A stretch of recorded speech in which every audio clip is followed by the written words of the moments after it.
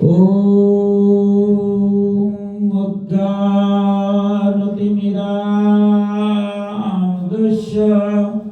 ज्ञानाञ्जनशलाकया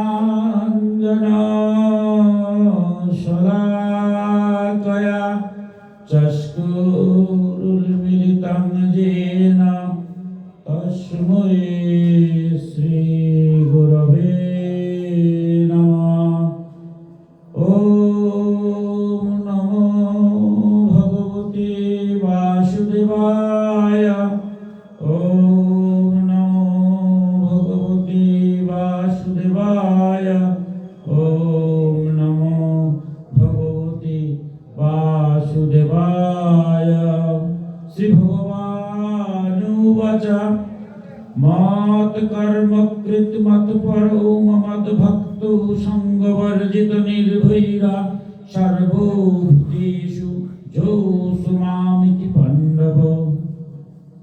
ভগবান অর্জুনকে উপলক্ষ করে বিশ্ববাসীকে বলছেন, হে অর্জুন, যে পুরুষ সকল বস্তু আমায় বিবেচনা করে কেবল আমার জন্যই দান, যজ্ঞ, তপস্যাদি সমুদয় কর্তব্যকারী এবং আমাতে পরায়ণতা, আমাকে পরম আশ্রয় ও পরম গতি মেনে আমার প্রাপ্তির জন্য তৎপর হয়, আমার ভক্ত অর্থাৎ প্রেমের সঙ্গে নিষ্কামভাবে আমার নাম, গুণ, প্রভাব, রহস্যের শ্রবণ, কীর্তন, মনন, ধ্যান, পঠন পাঠনের নিরন্তর অভ্যাসকারী, আসক্তি রহিত সকল ভূত প্রাণীতে বৈরিভাব রহিত হয়ে সেই অনন্য ভক্তিমান পুরুষ আমাকে প্রাপ্ত হয়।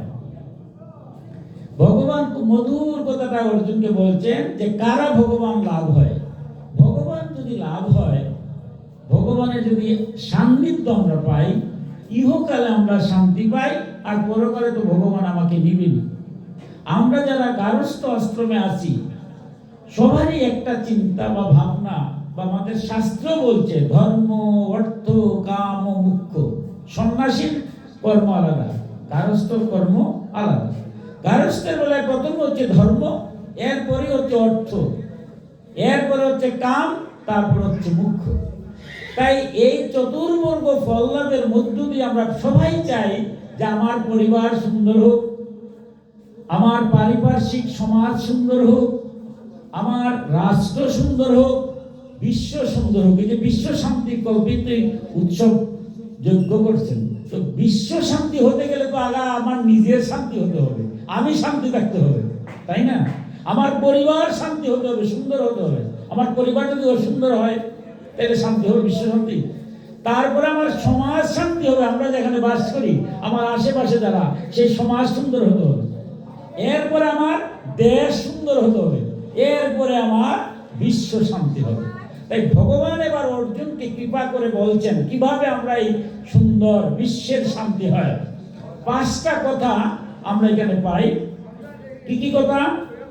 মত কর্মকৃত, দ্বিতীয় হচ্ছে মত কর্ম, তৃতীয় হচ্ছে মত ভক্ত, 4 হচ্ছে সঙ্গ বর্জিত, 5 হলো সর্বভূতেষু। 5টা বিষয় আমরা আগে জানতে হবে, সেইভাবে আমরা চলতে হবে।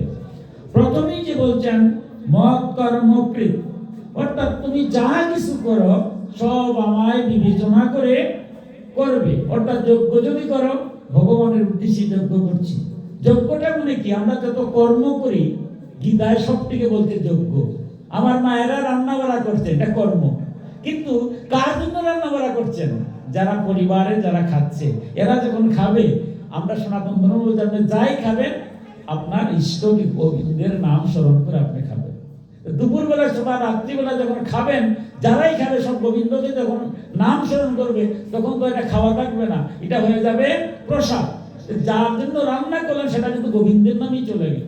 আমি ডাক্তার, ইঞ্জিনিয়ার, যে যাই হই, যত কর্মই করতেছি, সমস্ত কর্মটা যদি আমি ঈশ্বরের নাম স্মরণ করে করি, ভগবান বলছেন এই জগতের কল্যাণের জন্য তো সব কর্ম, যে যা করছেন সমস্ত কর্মই যজ্ঞে পরিণত হয়। তাই কর্ম করার আগে আমার কি করতে হবে? সমস্ত কিছু আমায় বিবেচনা করবে। দান, এই যে দান যদি না হতো এখানে আমরা বসতে পারতাম। তাই ভগবানের উদ্দেশ্যেই যা দান করবে ভগবানের উদ্দেশ্যে দান করবে। তপস্যাদি, যত তপস্যাই আমরা করি সব ভগবানের কল্যাণ। ভগবানের কল্যাণ মানে তো জগৎ কল্যাণ, বিশ্বের কল্যাণ, সবার মঙ্গলার্থে যা কিছু করবেন বলতেন এই ভক্তরা আমাকে পাবে। আর কে বলছেন? মত পরম, আর আমাকে পরায়ণ, পরায়ণ মানে আমাকে পরম আশ্রয় বা আমি পরম গতি, এই বিশ্বাস থেকে করবে যে এই সংসারে আমার মতো অধম মনে করি বিশাল বিজ্ঞানের যুগে বাস করি। এই যে আপনারা পরম ভক্তরা বসে আছেন নিচে, তো আমার মতো অধম প্রশ্ন করতে পারে বিজ্ঞানের যুগে এই কীর্তনের দরকার আছে? বর্তমান তো বিজ্ঞানের যুগ, সব করে দিতে পারে। তাহলে এখানে গীতা আলোচনার, গীতা পাঠের কোনো প্রয়োজনীয়তা আছে? কিন্তু দেখুন আমরা কিরকম বিজ্ঞানের যুগে আছি, আর ভগবান বলছেন মত পরম, আমাকে আশ্রয় করো, আমি ছাড়া কোনো আশ্রয় নাই। তাহলে কি বিজ্ঞান আমাকে আশ্রয় দিতে পারে না? দেখুন বিজ্ঞানের কথা, বিজ্ঞানের সাথে কোনো বিরোধ নাই ধর্মের, কিন্তু ভগবান বলছেন যে বিজ্ঞানটা হচ্ছে যেটা আবিষ্কার হয়েছে সেটা হচ্ছে বিজ্ঞান, যে বিজ্ঞানে যেটা আবিষ্কৃত হয় নাই বিজ্ঞানে বলছে এটা হচ্ছে পরম তত্ত্ব, এটা আশ্চর্য ঐশ্বরিক শক্তি স্বীকার করছে। তিনটা জায়গা আমরা কোনো কিছু করতে পারি না, বিজ্ঞানও এই যুগে, বর্তমান বিজ্ঞানের যুগে তিনটার কথা। কোন যুগটা? আধ্যাত্মিক, আদি দৈবিক এবং আদি ভৌতিক। আধ্যাত্মিক, হঠাৎ একটা অসুখ হয়ে গেল, আমরা চোখের সামনে দেখছি আমার আত্মীয় স্বজন কেউ অসুখে মারা যাচ্ছে, আবার কেউ কিছুই নাই, হঠাৎ করে বলছি এটা হার্ট অ্যাটাক, বলছি এটা স্ট্রোক করেছে, কিন্তু আসলে কিছুই না। এমন কোন বৈজ্ঞানিক ঔষধ বা শক্তি বা ব্যাংক ব্যালেন্স বা কোটি টাকা আছে যে না আমি এই মুহূর্তে মারা যাব না? এই কথা কেউ বলতে পারবে? এমন নিশ্চয়তা আছে? আমি যেখানে কথা বলছি এই মুহূর্তে, আমি এই মুহূর্তে মারা যাব না, এটা কি বলতে পারেন? আমি মারা যাব, আপনিও মারা যাবেন এই মুহূর্তে, এটাই ধ্রুব সত্য। আমরা বেঁচে আছি গোবিন্দের কৃপায়, গোবিন্দ আছেন বলে আমরা আছি। তাই হঠাৎ যদি কোনো অসুখ হয়ে যায়, আমরা দেখি কোভিড-19 কিছুদিন আগে আসছিল, আমার মতো ভক্তের কিছু টাকা নাকি বেড়ে গেল, যে বাবার এই ধরলে আর উপায় নাই, ঔষধপত্রে কাজ হবে না, কোভিড-19 শেষ, আর ভগবানের টাকাও আর নাই। কিন্তু আপনারা যারা ভক্ত, বিপদ আসলেও ডাকেন, বিপদ গেলেও ডাকেন। তাই হঠাৎ যদি অসুখ বিসুখ হয়, দেহের মধ্যে যে দুঃখ, দেহের মধ্যে যে কষ্ট, একজনকে আঘাত দিচ্ছে, কষ্ট পাচ্ছে, ওগুলাকে বিজ্ঞানের কোনো যন্ত্র দিয়া স্বীকার করা যায়? যায় না। তাই আধ্যাত্মিক থেকে মুক্তির জন্য আমার গোবিন্দের আশ্রয় নিতে হবে। তাই বলছেন আমার আশ্রয় যারা নিবে, আশ্রয় নিতে হবে। কেন নিতে হবে? আধ্যাত্মিক থেকে কিছু বাঁচানো যায় না। আর কি বলছে? আদি দৈবিক, এই মুহূর্তে ভূমিকম্প শুরু হয়ে গেল। আচ্ছা বলেন তো দেখি, ভূমিকম্প যদি এই মুহূর্তে শুরু হয়, এই যে ঘন ঘন ভূমিকম্প দিচ্ছে, আমরা গোবিন্দ ছাড়া কারোর কাছে যাবো? টাকা আছে, শক্তি আছে, বিজ্ঞানের যুগে বাস করছি, অহংকার করে থাকতে পারবো? ভূমিকম্প আসলে আমরা পরম ব্রহ্ম ভগবানের রাখছি, উনি ছাড়া ঘূর্ণিঝড় হঠাৎ করে আসতে পারে, হঠাৎ করে চলে যেতে পারে, তাপমাত্রা বাড়তে পারে, তাপমাত্রা কমতে পারে। সূর্যের আলোকে, এই যে সূর্যের আলো, এক সেকেন্ডের জন্য সূর্যের আলো পৃথিবীতে পৌঁছায় না, বিজ্ঞানীরাই বলছে, এই যে পারমাণবিক শক্তি বলছে সব ধ্বংস হয়ে যাবে। শুধু সূর্যের আলোটা যদি না আসে, আর সূর্যরে নিয়ন্ত্রণ করা তো সম্ভবই না। তাই আদি দৈব ঘটনার থেকে আমরা রক্ষা পেতে গেলে গোবিন্দের আশ্রয় নিতে হবে। আর কি বলছেন? আদি ভূতি, আমরা সবাই প্রাণী, আমরা সবাই ভূত। 84 লক্ষ জুড়ি ভ্রমণ করেছি আমরা, 80 লক্ষ বার শুধু ভূত জমিতে গিয়েছি। তো সেই দুর্লভ মানব জন্ম পেয়েছি আমরা। সেই মানব জন্ম পাওয়ার পর দেখুন আজকে আমরা রাস্তা দিয়ে বাইর হলাম, একটা পোকায় যদি কামড় দেয়, শিয়ালে কামড় দিতে পারে, কুকুরে কামড় দিতে পারে, এতে করে আমার জীবন সংশয় হয়ে যেতে পারে। আর এখন অন্য প্রাণী লাগে না। বর্তমান যুগে তাকিয়ে দেখেন, বিজ্ঞানের যুগে আমরা আছি, চতুর্দিকে শুধু মানুষ মারা যাচ্ছে। কে মারছে? মানুষই মানুষে মারছে। আমি আপনার ঘর পুড়িয়ে দিচ্ছি, আপনি আমার ঘর পুড়িয়ে দিচ্ছেন, আপনি আমাকে মেরে ফেলছেন, আপনি আমাকে আপনাকে আমি মেরে ফেলছি। কই বিজ্ঞানের কোনো অস্ত্র নাই যে অস্ত্র আবিষ্কার হলে মারামারি বন্ধ হয়ে যাবে, হিংসা বিদ্বেষ বন্ধ হয়ে যাবে? কিচ্ছু পারে নাই। একমাত্র পারবে যখন আমি বুঝবো যাকে আমি মারছি, যার ঘরে আমি আগুন দিচ্ছি, তার মধ্যে কি ভগবান নাই? ভগবান তো সর্বভূতে বিরাজমান। তাই বলছেন, হে অর্জুন, যারা এই তত্ত্বটা বুঝে যে আমি সবার মধ্যে বিরাজ করছি, তার দ্বারা কি কারো হিংসা করা যায়, কারো বাড়ি পুরানো যায়? তাই ভগবানের আশ্রিত ছাড়া এই সংসারে শান্তি হবে না। আমি কখনোই দুর্নীতি করব না, আমি কখনোই আপনাকে মারবো না, হিংসা বিদ্বেষ ছড়াবো না, যতক্ষণ পর্যন্ত আমি বুঝবো যে ভগবান সবার মধ্যে আছেন। তাই বলছেন সর্বভূত, এই যে আদি ভৌতিক, এই যে সবার মধ্যে প্রেম প্রীতির বন্ধন যদি হতে হয়, তবু ভগবানকে আশ্রিত হতে হবে। তাই অর্জুনকে বলছেন, হে অর্জুন, যারা আমার এই কথা চিন্তা করে সমস্ত কর্মের আগে আমার আশ্রয় গ্রহণ করে, তারা ইহকালে শান্তি পায়।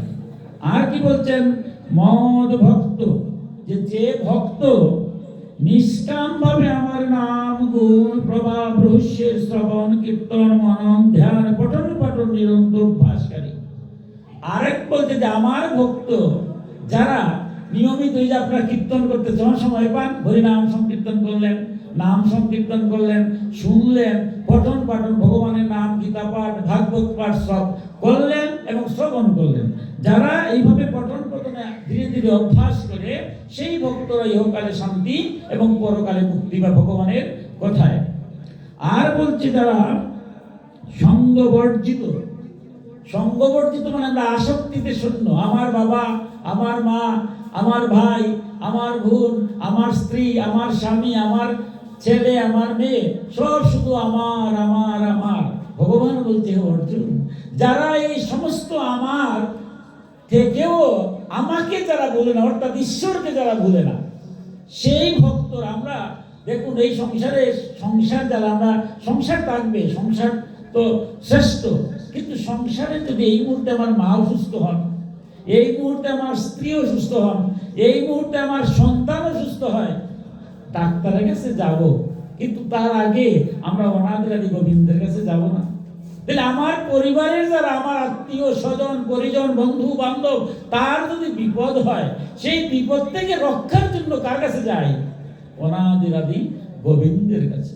তাই বলতে যে সমস্ত ভক্তরা এই তত্ত্বটা জেনে সংসার জন্য সব করছে, কিন্তু কেউই আমার তাদেরকে রক্ষা করার জন্য আমার যার কাছে যেতে হয়, সেই ভগবানকে যারা ভুলে না, সেইভাবে যারা আমার ভক্তিমান, আমার প্রতি যারা সবসময় নাম গুণকীর্তন শ্রবণ করে নিজে ভগবান তো বেশি বলছেন না, পত্রম পুষ্পম ফলম তুষম, একটু তুলসী পাতা, একটু ফুল, একটু ফল, আর না হলে ভক্তি করে একটু জল দিলেই হলো।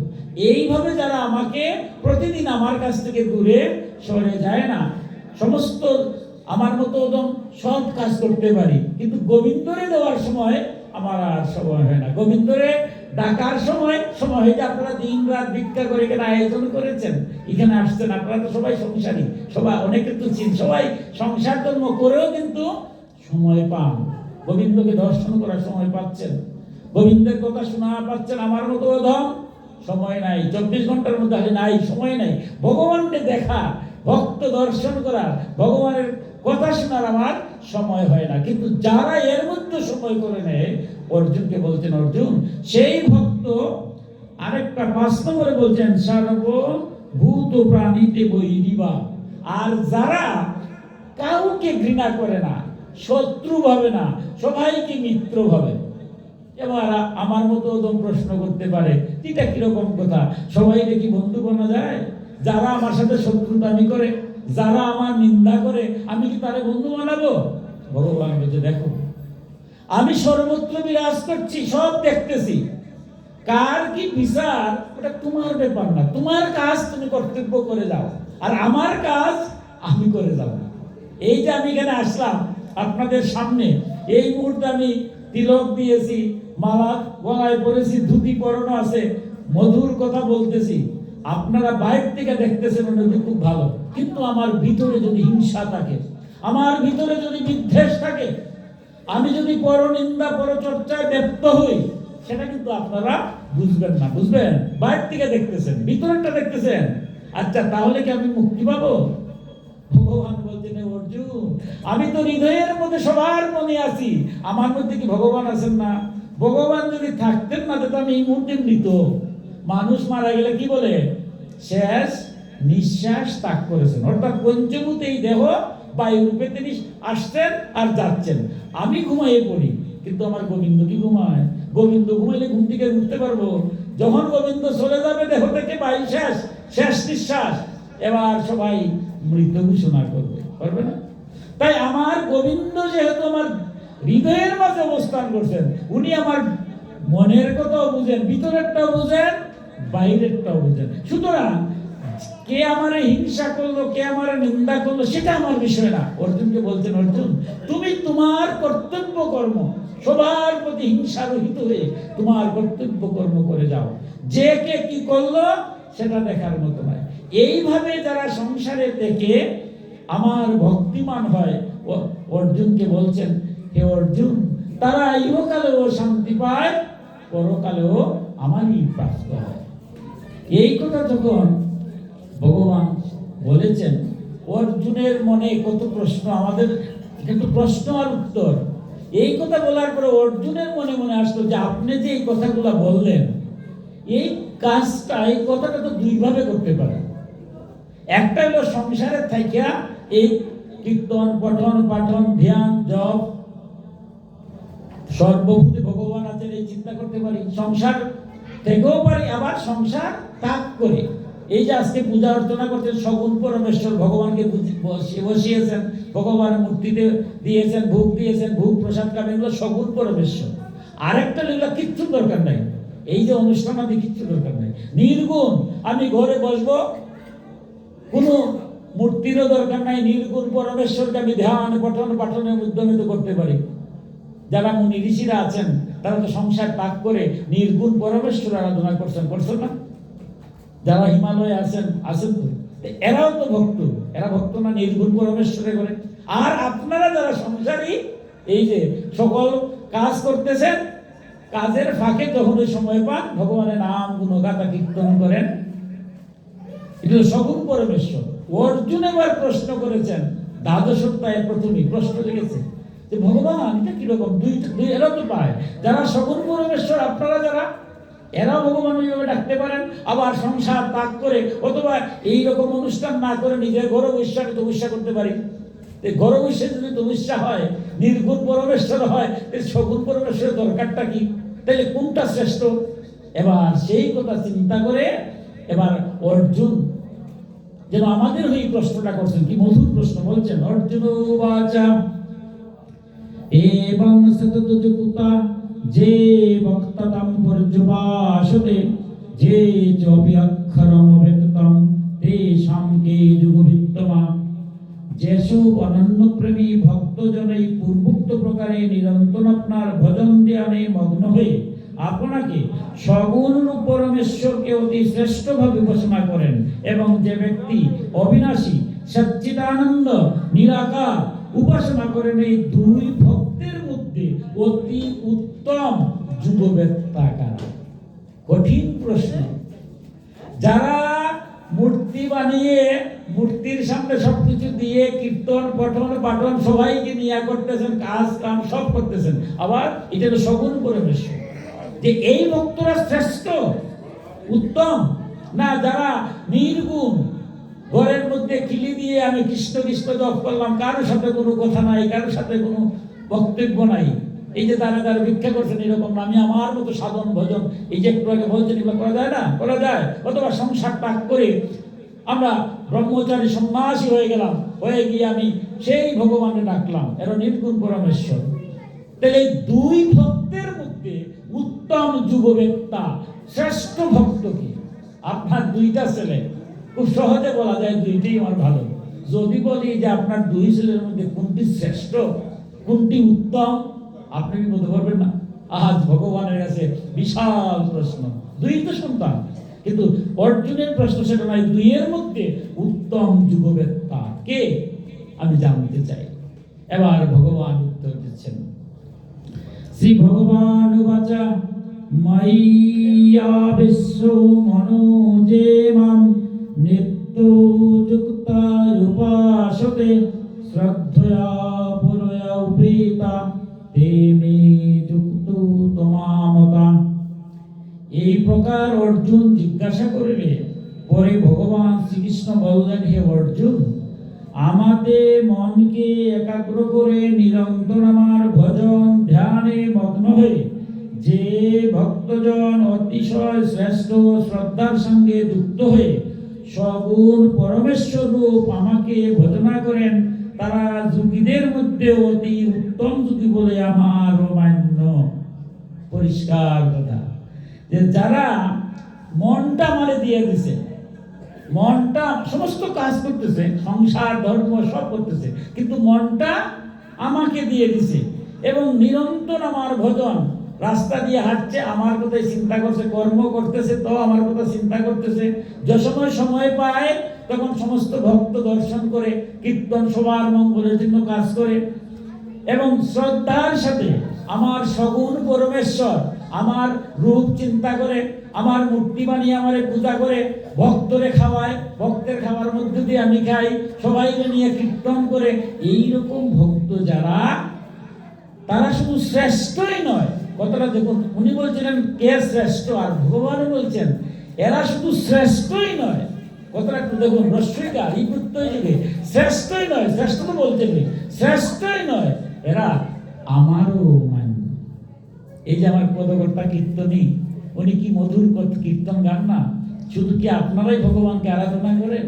ভগবান আপনার জন্য আরাধনা করছে। ভগবান বলছে, ভক্ত আমার মাতা পিতা, ভক্ত আমার গুরু, ভক্তই আমায় নাম দিয়েছে বাঞ্ছা কল্পনা। ভগবান বলছেন, হে অর্জুন, সগুণ পরমেশ্বর যারা বিশ্বের কল্যাণ, বিশ্বের মঙ্গলের জন্য সমস্ত কর্মের মধ্য দিয়ে আমার নাম জপ কীর্তনের সাথে যুক্ত থাকে, তারা শুধু শ্রেষ্ঠই নয়, আমিও তাদের মান্য করি। ভগবান বলছেন, আমার নাম কোনো কীর্তন যদি তারা না গাইতে, আপনারা যদি নাহি হরি নামের ব্যবস্থা না করতে, ভগবানের নাম থাকতো নেই। সবাই যদি আপনারা সন্ন্যাস হয়ে চলে যেতেন হিমালয় পর্বতে, তাহলে জগতে কি ভগবানের নাম থাকতো? বলছে এই জন্যই শ্রেষ্ঠ। তাই বলছেন একদম পরিষ্কার কথা, যে সগুণ পরমেশ্বর যারা যারা আরাধনা করতেছে, এই জন্য তো মহাপ্রভু হরিনাম কীর্তনের আয়োজন করেছেন। এটা কিন্তু সন্ন্যাস হয়েছেন ঠিক আছে, উনি পতিত পাবন হরি যুগবতার, কিন্তু এই হরিনাম কীর্তন কিন্তু সন্ন্যাসীর কর্ম নয়। তিনি যখন সন্ন্যাসে চলে গেছেন, নিত্যানন্দ প্রভুকে দিয়েছেন, বলছে তুমি দাঁড়ে দাঁড়ে ভিক্ষা করে কি করো, জগতের হিতের জন্য, জগতের কল্যাণের জন্য হরিনাম সংকীর্তন করো, অর্থাৎ সগুণ পরমেশ্বরের কীর্তন করো। কিভাবে কীর্তন করবেন মহাপ্রভু সেটাও বলছেন, ত্রিনাদপি শুনিচেন তরুণী বা সহিষ্ণুনা অমানিনা মানতেন কীর্তয়ানা সদা হরি। যে হরিনাম সংকীর্তন যে করবে, এত সহজ নাকি? কলিকালে ভাগবতে দ্বাদশস্কন্ধে কলির যে বৈশিষ্ট্য বলছে, সেখানে গিয়ে বলছে যে কলিকালে কোনো ধর্ম কাজই করা সম্ভব না, শুধু বাধা আর বাধা। তাই এই বাধাকে অতিক্রম করতে গেলে আপনি কিরকম হতে হবে? তৃণাদপি, তৃণ ঘাসের উপর দিয়ে যদি আপনারা চলেন, ঘাস যেভাবে কোনো কথা বলে না, ঠিক সর্বমঙ্গলের জন্য কোনো ভালো কাজ করতে গেলে আপনার সেই রকম তৃণাদপি ঘাসের মতো হীন হতে হবে। গাছ ফল দেয়, কিন্তু গাছকে কেটে ফেলার পরে গাছ কি কিছু বলে? অথবা ফল পাড়তে গেলে গাছ কি বলে যেটা আমার ফল আমি দেব না? আপনি যতবারে নানেন, ডাল ভাঙেন, আস্তে গাছটাকে কেটে এনে জ্বালানি হিসেবে ব্যবহার করেন, একবার কি বলে? তাই যারা হরিনাম সংকীর্তনে যুক্ত হয়, যারা জগতের কল্যাণ সাধনে ব্রত হয়, তারা বৃক্ষের মতো হয়, সব নিবে, ফল নিবে, ফুল নিবে, আবার কেটেও দিবে, তবুও সে বাধা দিবে না। আর কি বলছেন? অমানিনা মানো, এই জগতে যার কোনো সম্মান নাই, কোনো মান নাই, কিন্তু তাকেও কৃষ্ণ জ্ঞানে তাকে সম্মান করবে। এই হরিনাম কীর্তন শুরু হলো গীতাপাঠের মধ্য দিয়ে, দধির দণ্ড ভাঙ্গা পর্যন্তই আমরা কি করি? যেই আসুক, যে রূপে আসুক, যেমন কিটা প্রাণীও যদি কুকুর রূপে আসে, কে কোন রূপে আসে আমরা জানি না, তাকে যত্র যত্র নেত্র পড়ে তত্র তত্র কৃষ্ণ স্ফুটে, যেখানে চোখ যায় সেখানে যেন কৃষ্ণ দর্শন হয়। তাই মহাপ্রভু তো মহাপ্রভু, নামটাই মহাপ্রভু। তিনি বেদ গীতার সমস্ত কিছু মন্থন করে দধির বাণ্ড ভাঙ্গার কি করলেন? দধির বাণ্ড যখন ভাঙলো, তখন এখানে মধ্যে পিতা আছে, পুত্র আছে, স্বামী আছে, স্ত্রী আছে, ব্রাহ্মণ আছেন, অব্রাহ্মণ আছেন, ভক্ত আছেন, অভক্ত আছেন। কেউ কোনো প্রশ্ন করে? সবাই সবার চরণে ধুলি মাথায় নিয়ে যায়। সমস্ত অহংকার ভক্তি মার্গে গেলে শেষ হয়ে যায়। কারণ জন্ম জন্মান্তরে কর্মের ফলে আমি কি হয়েছে সেটা মুখ্য নয়, কিন্তু সবার প্রতি ভগবান বিরাজ করছেন। নদীর মান্য ভাঙ্গার পর আমরা কি করি? সমস্ত ধুলা মাথায় নিয়ে সমস্ত অহংকার দূরীভূত করি। সবার মধ্যে ভগবান আছেন, এই তত্ত্ব কথাটাই বোঝার জন্যই হরিনাম সংকীর্তনের ব্যবস্থা করেছেন। আজ যদি নদীর মান্য ভাঙ্গা হবে, সেদিন যেমন আমি অনুভূতি রাখি প্রত্যেকের মধ্যে ভগবান আছেন, সারাটা জীবন যেন আমি সর্বভূতে ভগবান আছেন এই চিন্তা করে যেন যাই। তাই এই কলিকালেও মহাপ্রভু সেই কথাটাই বলছেন যে সংসারের জীব থেকেও ভগবানের নাম গুণ কীর্তন যারা করেন এরাই শ্রেষ্ঠ। এবার ভগবান এবার দুইটা কথা বলছেন। দুইটাই সন্তান তো, যারা নির্গুণ পরমেশ্বর আরাধনা করে তারা তোমার সন্তান, যারা সগুণ আপনারা মতো সংসারী আপনাদেরকে শ্রেষ্ঠ বলে দিয়েছেন, ঠিক আছে, কিন্তু সন্তান তো দুইটা। তাই এবার নির্গুণ পরমেশ্বরের কথা বলছেন, আবার সগুণ পরমেশ্বর কিরকম হবে তার ব্যাখ্যাটাও দিয়েছেন।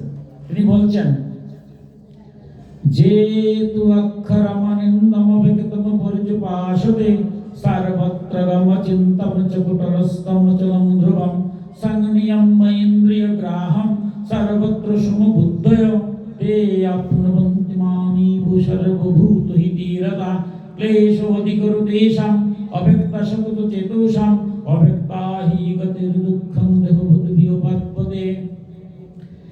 বলছেন যে পুরুষরা ইন্দ্রিয় সমূহকে উত্তম রূপে বশ করে মন বুদ্ধির অগোচর সর্বব্যাপী অকতুরীয় স্বরূপার সর্বদা একরূপ স্থিত নিত্য অচল নিরাকার অবিনাশী সচ্চিদানন্দ ব্রহ্মকে নিরন্তর একইভাবে ধ্যান করতে করতে উপাসনা করেন, সেই সর্বভূতে হিতিরতা সর্বত্র সমান বিশিষ্ট যোগীরাও আমাকে প্রাপ্ত হবে।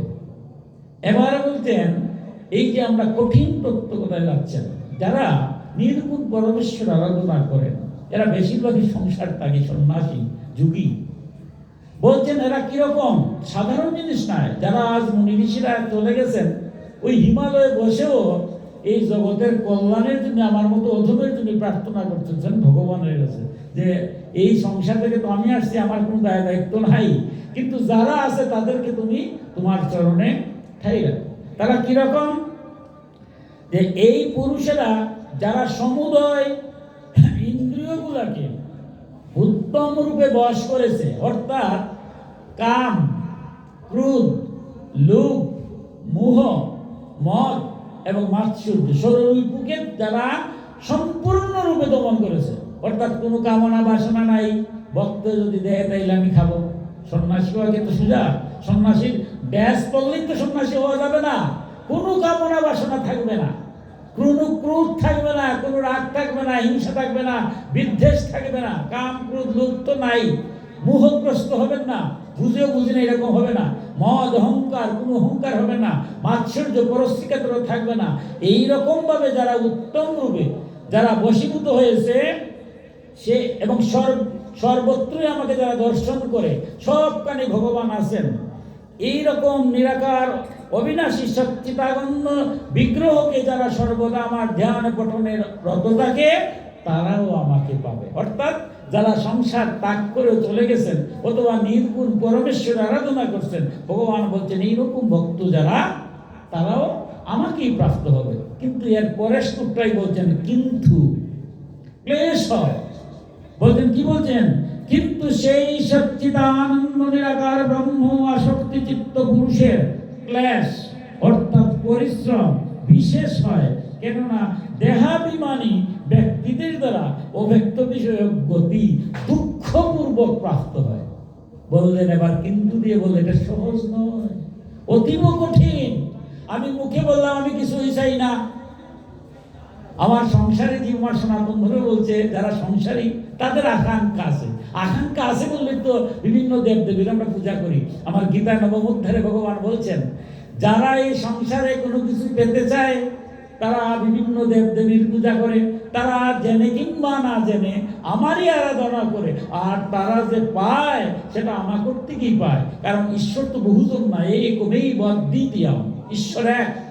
সনাতন ধর্মে ঈশ্বর বহুজন নয়। আমার আরাধ্য শ্রেষ্ঠ, আপনার আরাধ্য ছোট, এইরকম বলার সুযোগ সনাতন ধর্মে নাই বিদায়ী আমরা গীতা পাঠ, ভাগবত পাঠ, পূজা যজ্ঞ, আজকে যে আদ্যাশক্তি মায়ের পূজা হবে, মহাপ্রভু সংসারী জীবের জন্য কি বলছেন, আদ্যাশক্তি যোগমায়ার ঘট বসানো হচ্ছে। যে হরিনাম যেখান থেকে উৎপত্তি হয়েছে, আদ্যাশক্তি ত্রিপুরা সুন্দরী, এই হরে কৃষ্ণ কৃষ্ণ কৃষ্ণ হরে হরে, হরে রাম রাম রাম হরে হরে, এই কলিকালের যে তারক ব্রহ্ম নাম যে আদ্যাশক্তির মাধ্যমে প্রাপ্ত হয়েছেন, সেই আদ্যাশক্তির ঘট বসিয়ে কিন্তু মাকে আমরা প্রার্থনা করছি, মাগো দধির ভাণ্ড ভাঙ্গা পর্যন্ত যেন সুচারুভাবে হয়, মার কৃপা হলেই সব সম্ভব হয়। এই যখনই পূজাতে যাবেন, পূজার সাথে সাথেই পাঠে যাবেন, পঞ্চদেবতার পূজা হয়। আমার মায়েরা দেখবেন 5টা নবীন না দিলেও একটা থালির মধ্যেই 5টা ভাগ করে পঞ্চদেবতার নবীন দেন। কেন দেন? গভীর তত্ত্ব কথা। সনাতন শাস্ত্রে বলছেন আমরা 5টা মতের অনুসারে এই সমাজে আছি। 5টা মত আছে, আমরা এখানে যারা আছি নিজ নিজ গুরু প্রদত্ত 5টা মত। কারা? যারা গণেশের আরাধনা করেন তারা গানপুত্র, এই পঞ্চদেবতার একজন হচ্ছেন গণেশ। যারা সূর্যের আরাধনা করেন তারা সৌরমতের অধিকারী, এই পঞ্চদেবতার একজন হচ্ছে সূর্য। যারা বিষ্ণুর আরাধনা করেন তারা বৈষ্ণব, এই পঞ্চদেবতার একজন হচ্ছেন বিষ্ণু। যারা শিবের আরাধনা করেন তারা হচ্ছে শৈব, এই পঞ্চদেবতার একজন হচ্ছেন শিব। যারা ভগবানকে বলছে, ভগবান তুমি নারী না পুরুষ না নৃপংস কোনটা? ভক্ত। ভগবান বলছে ভক্ত যে দেখে ভগবান কিরকম হতে পারে। এবার এক ধরনের ভক্ত বলছে, ভগবান বাবা ডাকলে ভালোই লাগে, কিন্তু মা শব্দটা তো মধুর। আমরা যখন মা ডাকি কথাটা, বাবাও মধুর, কিন্তু মা ডাকলে মার সাথে সন্তানের যে সম্পর্কটা এটা অন্যরকম। 10 মাস 10 দিন যে মা গ্রহণ করেছে, মা ডাকা মাত্রই মনটা স্থির হয়ে যায়। তাই একদল ভক্ত বলছে, ভগবান তোমার আমি মাতৃরূপে আরাধনা করবো, এরা হচ্ছে শাক্ত। সেই পঞ্চদেবতার একজন হচ্ছেন কৌশিকী দুর্গা। তাই বিষ্ণু পূজা করতে গেলেও ওই পঞ্চদেবতার পূজা করতে হবে, দুর্গা পূজা করতে গেলেও পঞ্চদেবতার পূজা করতে হবে। অর্থাৎ এই পঞ্চদেবতার পূজার মধ্য দিয়ে বেদের কথায় আমি এক, বিপ্রদা বহুধা বদন্তি জ্ঞানীগণ। বিপ্রগণ আমাকে বিভিন্ন রূপে বিভিন্ন ভাবে দেখে। আপনার গুরুদেব আপনাকে যেভাবে দীক্ষা দেব অসুবিধা নেই, এটা হচ্ছেন আপনার ইষ্ট, বাকিরা হচ্ছেন দেবতা। তাই গীতায় পরিষ্কারভাবে বলছেন কোন দেবতার নিন্দা করা যাবে না। আমি যে মতেরই হই, অন্য মত কি ভগবান নাই? মত গুরু সে জগৎ গুরু যদি হয়, তা আপনার গুরু মধ্যে কি আমার গুরু নাই? তাহলে কোনো দেবতার নিন্দা করা যাবে না। দেবতা একটা রূপ, ভগবানের একটা শক্তি। আমরা ভাগবতে দেখেছি স্বয়ং দক্ষরাজ বিষ্ণু ভক্ত ছিলেন, শিব নিন্দা করেছিলেন। শেষ মুহূর্তে বড়ভদ্র এসে ছাগলের মুন্ড মাথায় লাগিয়েছে। ভাগবতে তো গল্পের মধ্য দিয়ে দেখাইছে। অর্থাৎ যারা না বুঝে দেবতার নিন্দা করে তো ছাগলের মাথা। দক্ষ মহারাজের কথা ভাগবতে। তাই আমরা কোন নিন্দা বন্দনায় যাব না। সবাই একজনকে, যে প্রকৃত কৃষ্ণ ভক্ত সে কালী মন্দিরে গেলে ওই কালীর মধ্যেই কৃষ্ণ দেখবে। যে কালী ভক্ত সে কৃষ্ণ মন্দিরে কৃষ্ণের দিকে তাকালেই সে কালী দেখবে। স্বয়ং ভগবান শ্রীকৃষ্ণ বাসীকে অসী মানিয়ে কি কালী হন নাই? কৃষ্ণ কালী। সেই তত্ত্ব কথাটা বুঝতে হবে। তাই বলছেন যারা কি বলছেন, সর্বভূতে সবার মধ্যে ভগবান আছেন, এইরকম স্তরে যারা চলে গেছে তার কাছে তো চোখ মুছলেও ভগবানকে দেখে, চোখ খুললেও ভগবানকে দেখে, ঠিক না? ওই স্তরে যারা গেছে। কিন্তু যদি সেই স্তরে না গিয়ে নির্গুণ পরমেশ্বরের স্তরে চলে গেলাম, মুখে মুখে বললাম, ভগবান বলছেন দেহাভিমানী, দেহের অভিমান যারা করে এরা নির্গুণ পরমেশ্বর আরাধনা করতে সম্ভব নয়। এই দেহটা তো কঠিন, এই দেহটা আমার নয়। ভক্তরা কি করে, ওই প্রতিদিন পূজা পার্বণ মধ্য দিয়ে বারবার ঈশ্বরের কাছে সমর্পণ হয়ে যায়। আমি গৈরিক পোশাক করলাম, অথচ আমার কামনার শেষ নাই, বাসনার শেষ নাই। এটা কি হবে? আমি যদি বলি এই মুহূর্তে সংসারে জীব, আমার কোনো কামনা বাসনা নাই, এটা ঠিক হবে না। আর অন্তরের কথা তো গোবিন্দ জানে। তাই বলছে যে যারা নির্গুণ পরমেশ্বর সংসার ত্যাগ করে ফেলছে, এরা যেন এইরকম করে না। সংসার ত্যাগ করলাম, কিছুই আমার নাই, পরে দেখা আমার সম্মানও চাই, অর্থও চাই, বৃত্তও চাই, বলছেন এদের দুঃখ প্রাপ্ত হয়। আমার রামায়ণে গিয়ে দেখা যায় রাবণ সন্ন্যাসী হয়েছিলেন, অন্যায় কোন সময় হয়েছিলেন? মা সীতাকে হরণ করতে গিয়ে সন্ন্যাসীর বেশ ধরেছিলেন। এই যে আমাদের ছেলেমেয়েরা আজ বিপদে যাচ্ছে, আমাদের মহাভারত রামায়ণ এগুলো কত মধুর কথা। গণ্ডির ভিতরে রাখতে হবে, ছেলে হোক মেয়ে হোক, গণ্ডির বাইরে গেলেই, গণ্ডিটা মানে কি? আজকে আমার ছেলে আজ বিপদে চলে যাচ্ছে, আমার মেয়ে বিপদে চলে যাচ্ছে, আপনারা বলবেন আপনি দায়ী, অবশ্যই আমি দায়ী। খালি মা বাবা বলি হয় নাকি? জন্ম দিলেই মা বাবা হয়ে যায়?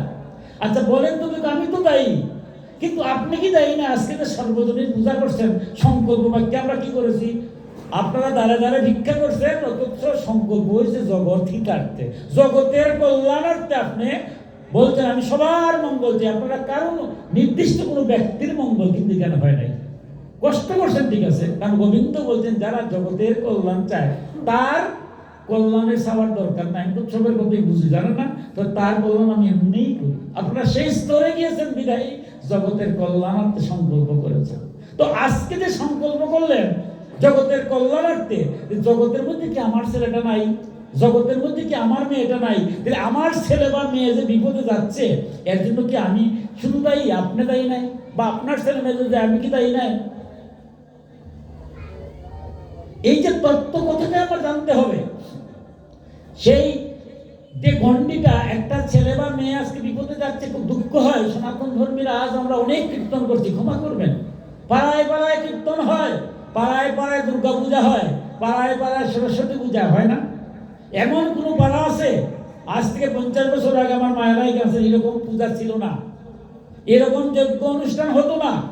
তখন কি ছেলেমেয়েরা এরকম বিপদে গেছে? তখন তো যায় নাই। কিন্তু এখন শিক্ষায় দীক্ষায় অনেক আমরা জেনেছি। কারণ একটাই, আগে সন্তানরা গণ্ডির মধ্যে ছিল, এখন সন্তানরা গণ্ডির ভিতরে নাই। সুতরাং পূজা পার্বণ যজ্ঞ যাই করি, এই এলাকার যতটা ছেলে মেয়ে আছে সবার প্রতি দৃষ্টি দিতে হবে। তবে এটাও বিপদ, আমার ছেলে বা মেয়ে যদি আজ একটু উল্টা পথে চলে, আপনি গিয়া যদি বলেন আমারে যে আপনার ছেলের চলাফেরাটা তো সুন্দর নয়, বা মেয়ের চলাফেরাটা সুন্দর নয়, আমি ধমক দিয়ে বলবো, আরে আপনি বলার কি? আমার ছেলে কিভাবে চলে মেয়ে আমি দেখবো। যেদিন থেকে এটাই করলাম, এদিন থেকে ধ্বংস করে দিলাম। আর শিক্ষকরা, আমিও শিক্ষক হয়েছি, আসি একটা কলেজে, আমি ছাত্র জীবনে দেখেছি রাস্তা, আজকে 30 বছর আগে রাস্তা দিয়ে হাঁটতে দেখতাম পায়ে মুরব্বী আছে নাকি, যদি দেখে দুইজনে মিলে গল্প করছি, এখানে তো ধমক দিবেই, হয়তো উত্তম মতন দিতে পারে, বাড়িতে গিয়ে বাবা জানলার উপায় নাই। আর আজকে আমি অভিভাবক হয়ে শিক্ষককে বলছি, আপনাকে আমার ছেলে বা মেয়েকে শাসাইবার, শেষ, ধ্বংস করে দিলাম। আজ বিবেককে দেখাতে হবে, কারণ এতগুলা চোখ যদি ঠিক থাকে, এই এলাকার কোনো ছেলেমেয়েরা খারাপ হতে যেতে পারে? আজকে দেখুন মাদকাসক্ত একদম গ্রাস করে ফেলছে আমাদের যুব সমাজটাকে। কিন্তু মাদকাসক্ত কি একদিনে হয়? একদিনে হয় না। আমার ছেলে মাদকাসক্ত একদিন হয়েছে, ধীরে ধীরে কোনো বন্ধু বান্ধবের মাধ্যমে গিয়ে হচ্ছে। সবাই যদি সচেতন হই তাহলে কি সম্ভব? অবশ্যই এটা সম্ভব না, কারণ মাদকাসক্ত হতে পারবে না। তাই আমরা বলছি কি, যে কথাটা আমরা বলছি যে আমরা সংসারে জীব, সবার মঙ্গল। তাই যারা সন্ন্যাস নিয়েছেন তারাও জগতের কল্যাণার্থে সবার জন্য করতে হবে। যখন রাবণ সন্ন্যাসের বেশ ধরেছে, কেন ধরেছে? সীতাকে হরণ করবে, কিন্তু লক্ষণ একটা গণ্ডি দিয়ে গেছে, ওই গণ্ডির ভিতরে কেউ যেতে পারে না। রাম নামে গণ্ডি, গেলেই ধাউ ধাউ করে আগুন জ্বলে। রাবণের এই শক্তি নাই যে রামের নামে গণ্ডির বাইরে নেওয়া, সম্ভব নেই, সম্ভব না। তখন সে সন্ন্যাসীর বেশ ধরেছে, ধরে মাকে বলছে, মা জানকীকে তুমি বাইরে আসো। তো মা তো এই যে সংসারের কত কঠিন জিনিস, দেখুন মা জানকী তো এটা বুঝার কথা ছিল, জগৎকে বুঝাবার জন্য সবই লীলা। মাকে বলছে তোমার স্বামী মারা যাবে, তোমার লক্ষণ দেবর সেও মারা যাবে। এইভাবে যখন অনেক কথা বলতে তিনি গলে গেছেন, ওই বাইরে আসা মাত্রই স্বরূপেতে তাকে হরণ করেছে। এই জন্য সীতা দেবী রাবণকে একটা অভিশাপ দিয়েছিলেন যে দেখো, অন্যায় যে করে সে নিজে ভোগ করে, কিন্তু তুমি সন্ন্যাসী রূপ ধরে, সাধু রূপ ধরে তুমি আমাকে হরণ করেছো, আমি অভিশাপ দিলাম তোমার সবংশে নিধন। তাই সনাতন শাস্ত্রে বলছে সাধু হও, সাধু সেজো না। কঠিন। আমি তিলক দিয়েছি, মালা পরেছি, আমার গুরুদেব বলছেন মালাটা যদি গলায় দাও, যতক্ষণ মালা থাকবে ততক্ষণ তুই মাথায় কুবুদ্ধি যাতে না হয়। এই যে তিলক, তিলক কতভাবে দেওয়া যায়। আমরা যারা মৃত্তিকাতে দেই, কেউ আবার চন্দন দিতে, শাস্ত্রে বলতে জল দিয়েও দেওয়া যায়। পরিবেশ পরিস্থিতির কারণে জল দিয়েও তিলক দেওয়া যায়। সুতরাং এগুলা কেন? কারণ সব বহিরাঙ্গ, কিন্তু এগুলা দিয়েও যদি আমি সংযত না হই তাহলে বিপদ হয়ে যায়। তাই ভগবান শ্রীকৃষ্ণ অর্জুনকে বলছেন, যারা নির্গুণ পরমেশ্বর স্বয়ং মহাপ্রভু সন্ন্যাসী যখন হয়েছেন, হওয়ার পরে আর আপনি দেখবেন চৈতন্য ভাগবতে মহাপ্রভু সন্ন্যাস নেওয়ার পর কিরকম ছিলেন? ষষ্ঠিক সন্ন্যাসী, তিলক নাই। মহাপ্রভু আমরা তিলক দিচ্ছি, মালা দিচ্ছি। ষষ্ঠিক সন্ন্যাসী তিনি সন্ন্যাসে গিয়েছেন, তিলক নাই, মালা নাই। এই স্তরে যাওয়া কিন্তু সোজা। যে যদি আমি মনে মনে ভাবি যে বাবা আমি তিলক দিয়েছি আর জগতে তো আর তিলক দেয় না, আমি সবচেয়ে বড় সাধু, আমি সবচেয়ে বড় ভক্ত, এই স্তরে যারা যায়, এখনো দেখবেন অনেকের গুরুজন গুরু আছেন ওই স্তরে যারা গেছে, ওই স্তরে গেলে কিচ্ছু দেয় না। কিন্তু আমার মতো ওদের না বুঝে তার সমালোচনা করে দিয়ে, আরে অমুক গুরুদেব বা অমুক মহাপুরুষ, আরে তিলক নাই, মালা নাই, এটা নিয়েও ঝগড়াঝাটি শুরু হয়ে যায়। আমি ওই স্তরে যেতে পারছি, মহাপ্রভু স্তরে যেতে পারছি। ওই স্তরে যখন আপনি যাবেন কিছুই লাগবে না। মালাটা জপ করা হয় কিসের মধ্যে থাকে? মালা জপ কিন্তু সোজা ব্যাগের মধ্যে, কেউ দেখবে না, নীরবে নিবৃতে, যাতে আমার মধ্যে কোনো অহংকার থাকে না। তাই মহাপ্রভু সন্ন্যাস নিয়েছেন, নিয়ে কলিকালে 5টা জিনিস নিষিদ্ধের মধ্যে একটা করেছেন সন্ন্যাস। মহাপ্রভু বলেছেন চৈতন্য চরিতামৃত, চৈতন্য ভাগবতে, কলিকালে সন্ন্যাস নিষেধ। কারণ এই স্তরে গিয়ে যদি সন্ন্যাসের মতো না হয়, তাহলে বলছেন ক্লেশ অধিক দুঃখ হবে। আমি ভাব করলাম কিন্তু বিপদ হয়ে যাবে। তাই মহাপ্রভু, এই যে আজকে মহাপ্রভুর পূজা হচ্ছে, শুধু মহাপ্রভুর দেখা হয়, দেখবেন দেওয়া হচ্ছে মার্গিন কাপড়, অর্থাৎ তিনি সংসার ত্যাগী। আর নিত্যানন্দ, শ্রী অদ্বৈত, এরা কিন্তু ধুতি দেওয়া হয়, এরা সংসারী। নিত্যানন্দ চলে যেতে চাচ্ছিলেন, অদ্বৈত চলে যাবেন, বলতেন না, হবে না, তুমি সংসারে থাকো, সংসার ধর্মই শ্রেষ্ঠ। এই নিত্যানন্দের বংশধর আছেন, অদ্বৈতের বংশধর আছেন না, আমরা যে পঞ্চতত্ত্ব বলছি, এরা কাউরে যেতে দেন নাই। মহাপ্রভু বলছেন আমি সন্ন্যাসে চলে যাচ্ছি, ওই স্তরে গেছেন। এরপরে আর পালঙ্কে সন্ন্যায়, মৃত্তিকায় হয়েছেন মহাপ্রভু, আর পালঙ্কে সন্ন্যায়, আর হরিনাম সমস্ত দায়িত্ব নিত্যানন্দকে দিয়েছেন। তাই বলছেন অর্জুনকে উদ্দেশ্য করে বলছেন, অর্জুন ওই স্তরে যারা যায়, মহাপ্রভু গিয়েছেন, এই স্তরে যেতে বলে ভালো, কিন্তু যদি এই স্তরে যাওয়া না যায় তাহলে এই স্তর থেকে বিরত রাখাই ভালো। এবার তিনি বলছেন সংসারে যে, এই যে আমরা যারা আছি সংসারে, তাদের কথা বলছেন। কি বলছেন দেখুন, যে তু সর্বাণি কর্মাণি মহিষন্নস্য মৎপরা অনন্যেন এব যোগিন মাম ধ্যানত উপাসতে। বলতেন হে অর্জুন, যারা এই সংসারে থেকে সগুণ আমার নাম গুণকীর্তন করে, তাদের কথা এবার বলছি। এরাও একটু চিন্তা করতে হবে, কিরকম হতে হবে। যে ভগবান আপনারে পূজা করতেছে, একটু আগে বলছেন না যে আমি শুধু শ্রেষ্ঠই ভক্ত নয়, তারা আমার মান্য। ভগবানই বলছেন মান্য করেন আপনাদের মতো ভক্তরে। সেই ভক্তের কি গুণ, এবার সেই কথা বলছেন যে যে সকল ভক্তরা সকল কর্মগুলো আমাতে অর্পণ করে, আমাকে অর্থাৎ সগুণ পরমেশ্বরকে তৈল ধারার মতো অনন্য ধ্যান যুগের দ্বারা নিরন্তর চিন্তা করে ভজনা করেন, হে অর্জুন ওইগুলো আমাকে চিত্তলগ্নকারী প্রেমী ভক্তদের আমি শীঘ্রই মৃত্যুরূপ সংসার থেকে উদ্ধারকারী হই। অতএব হে অর্জুন, তুমি আমাকে মন স্থাপন করো, আমাকে এই বুদ্ধি নিবিষ্ট করো, এবং আমাকেই নিবাস করবে এবং আমাকেই প্রাপ্ত হবে, এতে কোনো সংশয় নাই। অনেক কথা বলে দিয়েছেন। গীতার কথা তো কত কঠিন কথা, যে কারণে গীতার কথাকে বুঝাইবার জন্য 18টা পুরাণ, 4 লক্ষ শ্লোক, সমস্ত কিছু গীতার ব্যাখ্যা। এত কঠিন তত্ত্ব কথা গীতার মধ্যে, কারণ উপনিষদের কথা। কি বলছেন যে যারা এই সংসারে আছে, অথচ সমস্ত কর্মগুলো আমাকে অর্পণ করেছে। এখন আমরা কেউ ডাক্তার, কেউ ইঞ্জিনিয়ার, কেউ ব্যবসায়ী, কেউ কৃষিজীবী, কেউ বা চাকরিজীবী, কেউ বা গৃহিণী, যে যেখানেই থাকি না কেন ভগবান বলছে সব কর্ম আমারে দিয়ে দাও। আমি শিক্ষকতা করি, আমি যখন কলেজে যাই বলছে আমার নামটা স্মরণ করা, কিছু না, যে কর্ম করবে শুধু আমার নামটা স্মরণ করবে। আমি যখন ক্লাসে গেলাম ভগবানকে যখন স্মরণ করব তখন আমি সর্বভূতি ভগবান সামনে, আমি ছাত্র দেখবো না, দেখবো কে সব ভগবান হবে। যদি ফাঁকি দেই সব ভগবানকে ফাঁকি দিচ্ছি, তাহলে আমার দ্বারা কি ফাঁকি সম্ভব? আমি একজন প্রকৌশলী, আমি যখন ভগবানের নাম স্মরণ করে আপনার বিধান দেব তখন সিমেন্ট রড কতটুকু তার লাগে তার একটু নির্দেশ করবো, করলে তো আমার আর হবে না। আমি যদি ব্যবসায়ী হই, আমি যখন গোবিন্দকে স্মরণ করবো তখন কি আমার সম্মুখে কাস্টমার দেখবো সব ভগবান এখন আমার কাছে আসছে, আমি কি ভেজাল দিতে পারবো? আমার মায়েরা যখন গৃহিণীরা দিন রাত রান্না বাড়া করছেন, কার জন্য করছেন? এই পরিবারের মঙ্গলের জন্য। তো পরিবারের যারা খাবে এরা সবাই তো গোবিন্দের নাম লইই খাবে, গোবিন্দের নাম ছাড়া কোনো কিছু খাওয়া যায় না। আপনি যে মতেরই, যে গুরুদেবী আপনার দীক্ষা দেন, সবাই একটা কথাই বলেন, আপনি যা গ্রহণ করবেন আপনার ভগবানকে দিয়ে খাবেন। তো যখনই ভগবানের নাম হলো তখন কি প্রসাদ হলো না? তাহলে আপনার বাজার থেকে যে আমার বাবা যে জিনিসপত্র আনছে মনে করতেছে আমার পরিবারের লোকিয়া, কিন্তু গোবিন্দের নাম নিয়ে যখন জিনিসপত্র আনবে যেগুলো তো সব সংসারেই রান্নাবাড়া হবে, সবাই তো গোবিন্দের কাছেই যাবে, গোবিন্দের নাম বলিত খাবে। বলবে অর্জুনকে বলছেন, অর্জুন এইরকম যারা সমস্ত কর্ম সংসারে জীব আমাকে অর্পণ করে দেয় তার সমস্ত কিছু যজ্ঞে পরিণত হয়, এটা কর্মযোগ্য হয়ে যায়।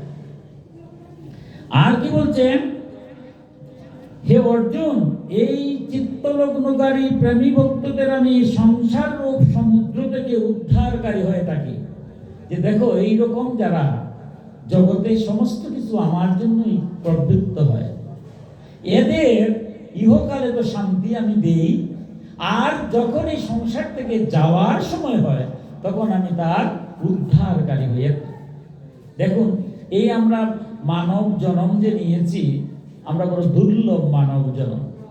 আমার বৃহৎ বিষ্ণু পুরাণে বলা হয়েছে, স্থাবরং বিংশতি লক্ষণম জলজম নবলক্ষণম কৃমিজা রুদ্র লক্ষণম চৌদশ লক্ষণম পক্ষিণ ত্রিংশ লক্ষণম পশুনাঞ্চ চতুর্দশ মানবা।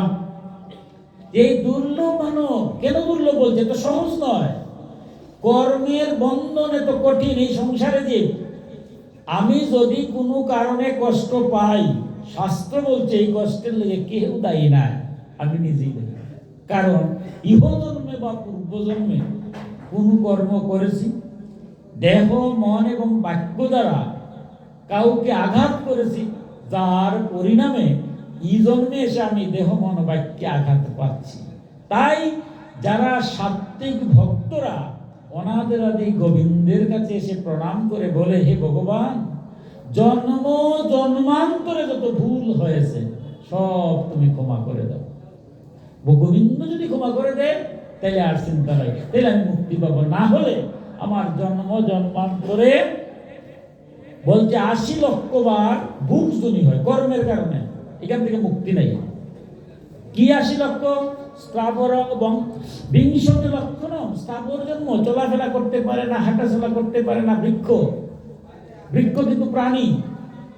বিজ্ঞানীরা জগদীশচন্দ্র বসে বসে প্রমাণ করেছেন না বৃক্ষেরও প্রাণ আছে, কিন্তু আমার সনাতন ধর্ম 1000 বছর আগে বলে গেছে বৃক্ষ একটা জীব। বলছে বৃক্ষ জনম, রুদ্র পড়তেছে, বৃষ্টি হতেছে, একই স্থানে আছে, আশেপাশের বৃক্ষরা আমার ভগবানের নাম গুণগীত শুনছে, দূর থেকে তো আসতে পারে না। আমরা মানুষ যে কোনো জায়গায় যেতে পারি। এই বৃক্ষ কত লক্ষ বার? 20 লক্ষ বার জন্ম হয়। শেষ জন্ম হচ্ছে তুলসী জন্ম, তুলসী জন্ম হয় শেষ জন্ম। এই জন্য শেষ জন্ম দিয়ে গোবিন্দের পূজায়, অর্থাৎ তুলসী পত্র গোবিন্দের কাছে যখন লাগে এর মধ্য দিয়ে বৃক্ষ জন্ম শেষ। এরপরে আসছে কি? জলজম। জলজম মানে কি? নবলক্ষণম, 9 লক্ষ বার জলের মধ্যে জন্ম হয়। বিভিন্ন প্রকারের 9 লক্ষ বার জন্ম। শেষ জন্ম হচ্ছে শঙ্খ জন্ম, এই জন্য আমরা শঙ্কর ধ্বনি দিই এবং শঙ্কের জল শান্তির জন্য সবার মস্তকে ছিটিয়ে দেওয়া হয়। শেষ জনম দিয়ে গোবিন্দের পূজা করা হয়। কৃমিজা রুদ্র লক্ষ মঞ্চ, রুদ্র মানে একাদশ রুদ্র, 11 লক্ষ বার জন্ম হয়। কীট পতঙ্গ, শেষ জন্ম হচ্ছে মধুকর মৌমাছি। সেই মৌমাছি যে মধু সংগ্রহ করে আমার মায়েরা প্রতিটা নৈবেদ্যের মধ্যে মধু দেয়, নাইলে নৈবেদ্য পূর্ণ হয় না। শেষ জন্ম দিয়ে গোবিন্দের সেবা হলো।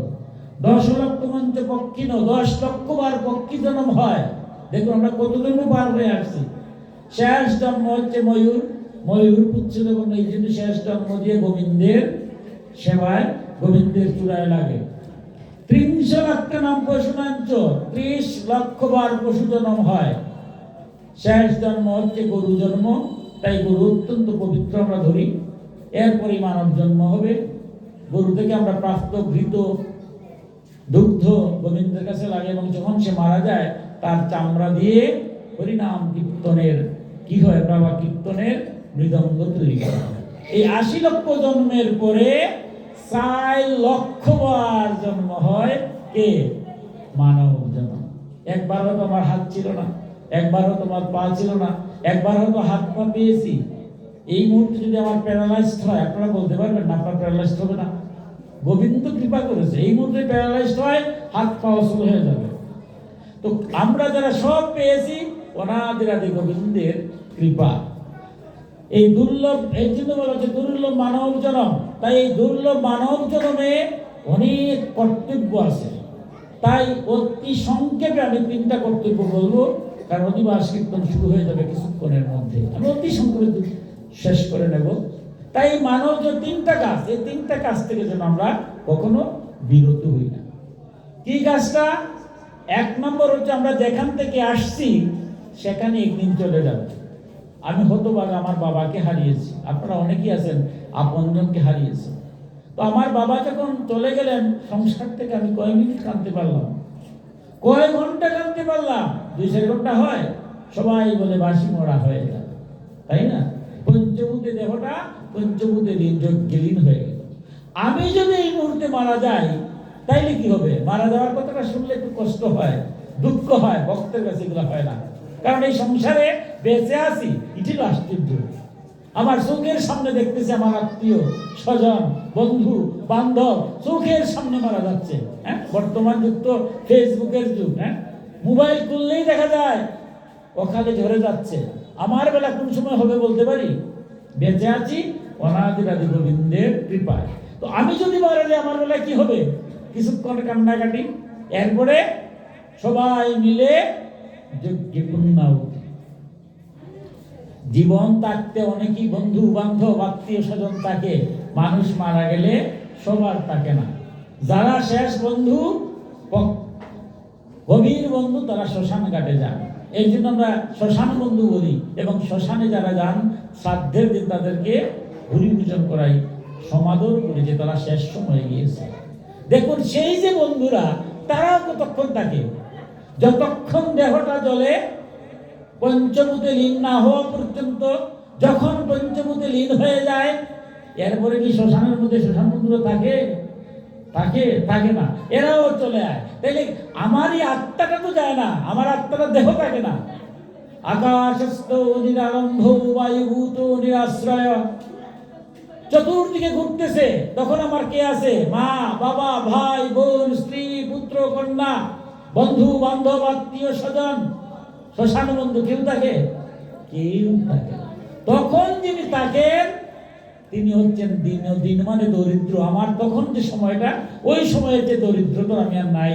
তাই ভগবানের আরেক নাম হচ্ছেন দীনবন্ধু। ভগবান বলছেন সেদিন আমি তোমার সাথে থাকি, দীনবন্ধু। তাই তার আরেক নাম হচ্ছে জগতের নাথ, জগন্নাথ। আমি যখন অনাথ তখন আমার নাথন কে? অনাদিরাদি গোবিন্দ। তাই তার আরেক নাম হচ্ছে জগন্নাথ। তাই আমার মা অসুস্থ হলে, আমার স্ত্রী অসুস্থ হলে, আমার বাবা আত্মীয় অসুস্থ হলে, সন্তান অসুস্থ হলে কার কাছে যাব? অনাদিরাদি গোবিন্দের কাছে যাব। তাই প্রথম কাজটাই হচ্ছে আমি যেন গোবিন্দর থেকে বিচ্যুত হই না। সনাতন ধর্মে বলতে 5 বছরের নিচে যে বাচ্চা, এটা হিসাবে ধরা হয় না। সময় নাই ব্যাখ্যা করছি না, ভাগবতে মধুর ব্যাখ্যা করছে। 5 বছর হলে বলে ভালো কোনটা মন্দ কোনটা আমরা বুঝি।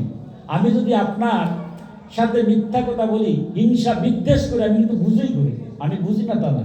আমার কাম, ক্রোধ, লোভ, মোহ, মদ মাৎসর্যকে শরীরের বুকে আমি কি করতে পারি, সংযত করতে পারি না, তাই এগুলা করি। ভগবান দায়ী? আমার বিবেক বলে আমি কোনটা, সুরকে ধরেন, সুরও বলে যেটা চুরি করা ঠিক না। কয়টা করছো? লোভের বশবর্তী হয়ে।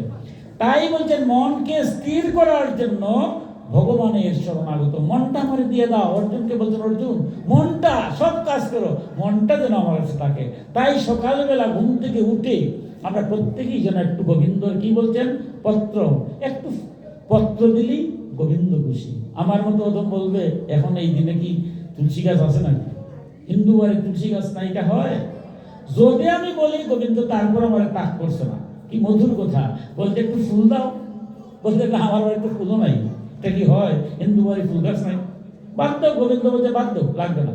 একটু ফল দাও, বলে বাবা রে বাবা, বাজারে গেলে কত দাম, এখন আবার তোমার লাগে আবার ফল আনবো, সব করছো আমার হয়। আমার মতো ওদের, আপনারা ভক্ত না, আমার মতো তোদের সব হয়, কিন্তু বাজার থেকে একটু ফল আনবো গোবিন্দরে দেবো, হবে না।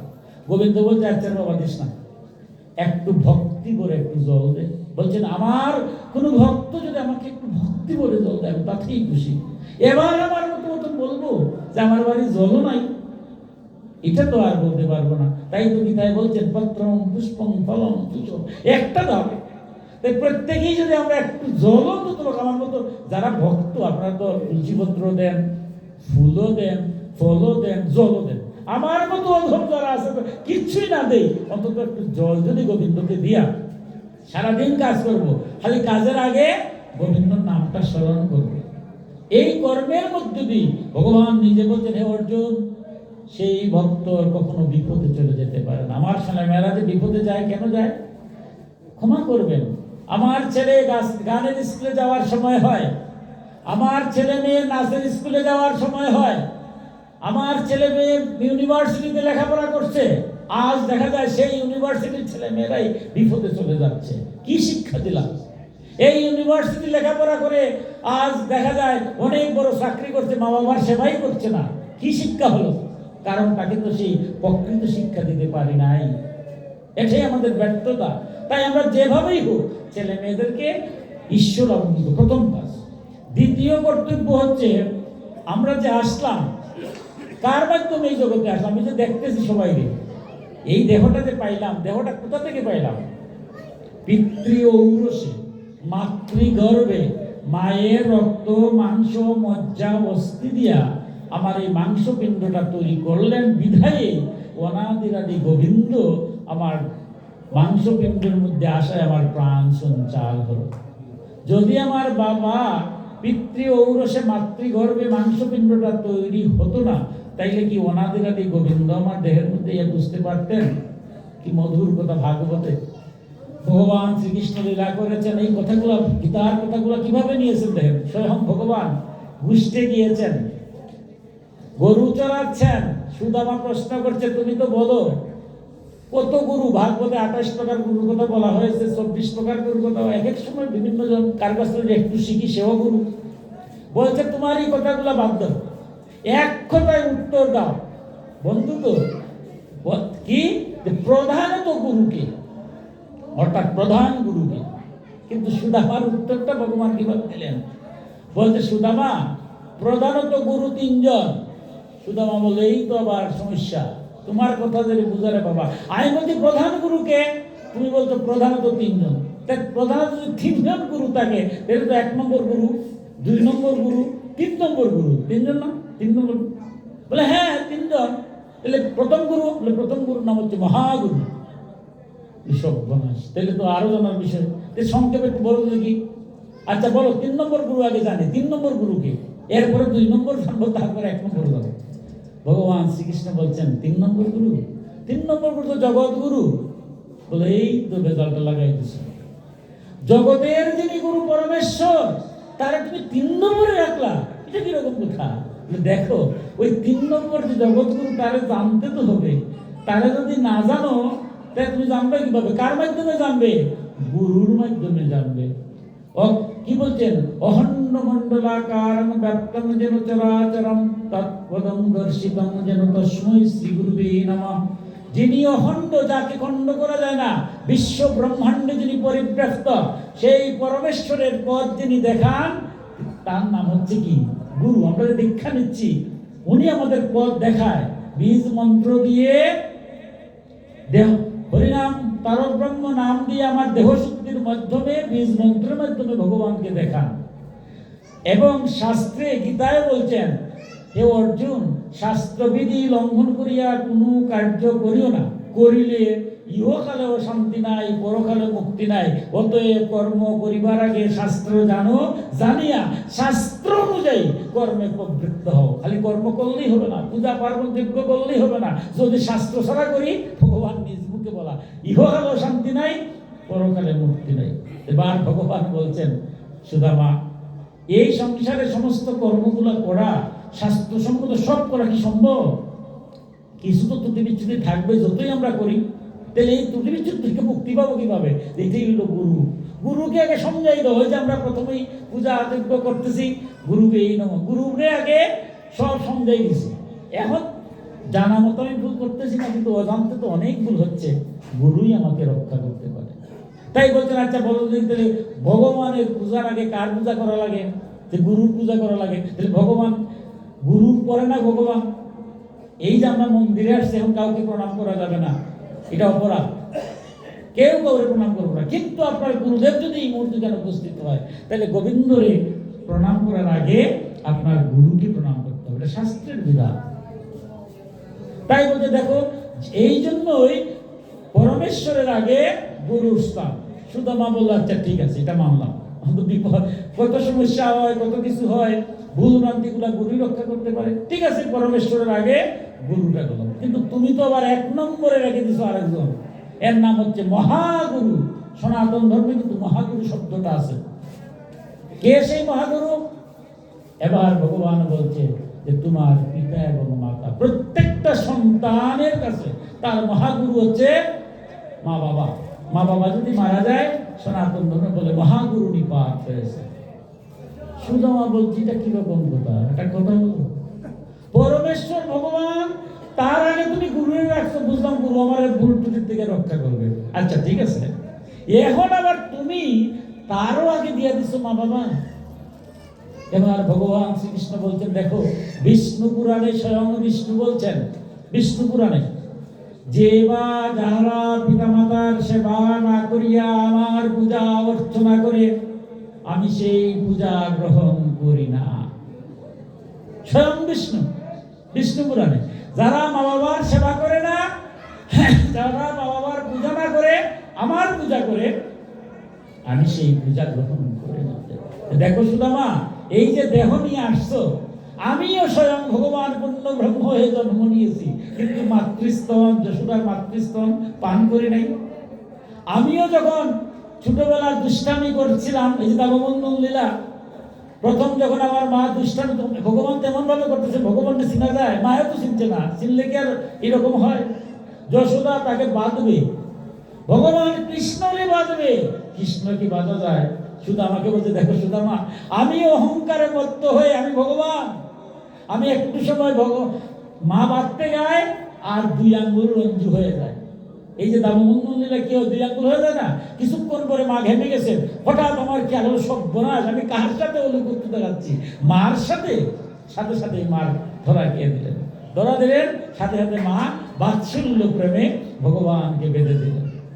ভগবানকে আমরা সবাই পূজা করি, আর ভগবান মার পূজা করেন, করেন নাই? দামোদর লীলায় জানি করেছি যে দেখো, পিতৃ ঔরসে মাতৃ গর্ভে যদি মাংস পিণ্ডর সৃষ্টি না হতো হে সুদামা, তুমিও এই পৃথিবীতে আসতে পারত না।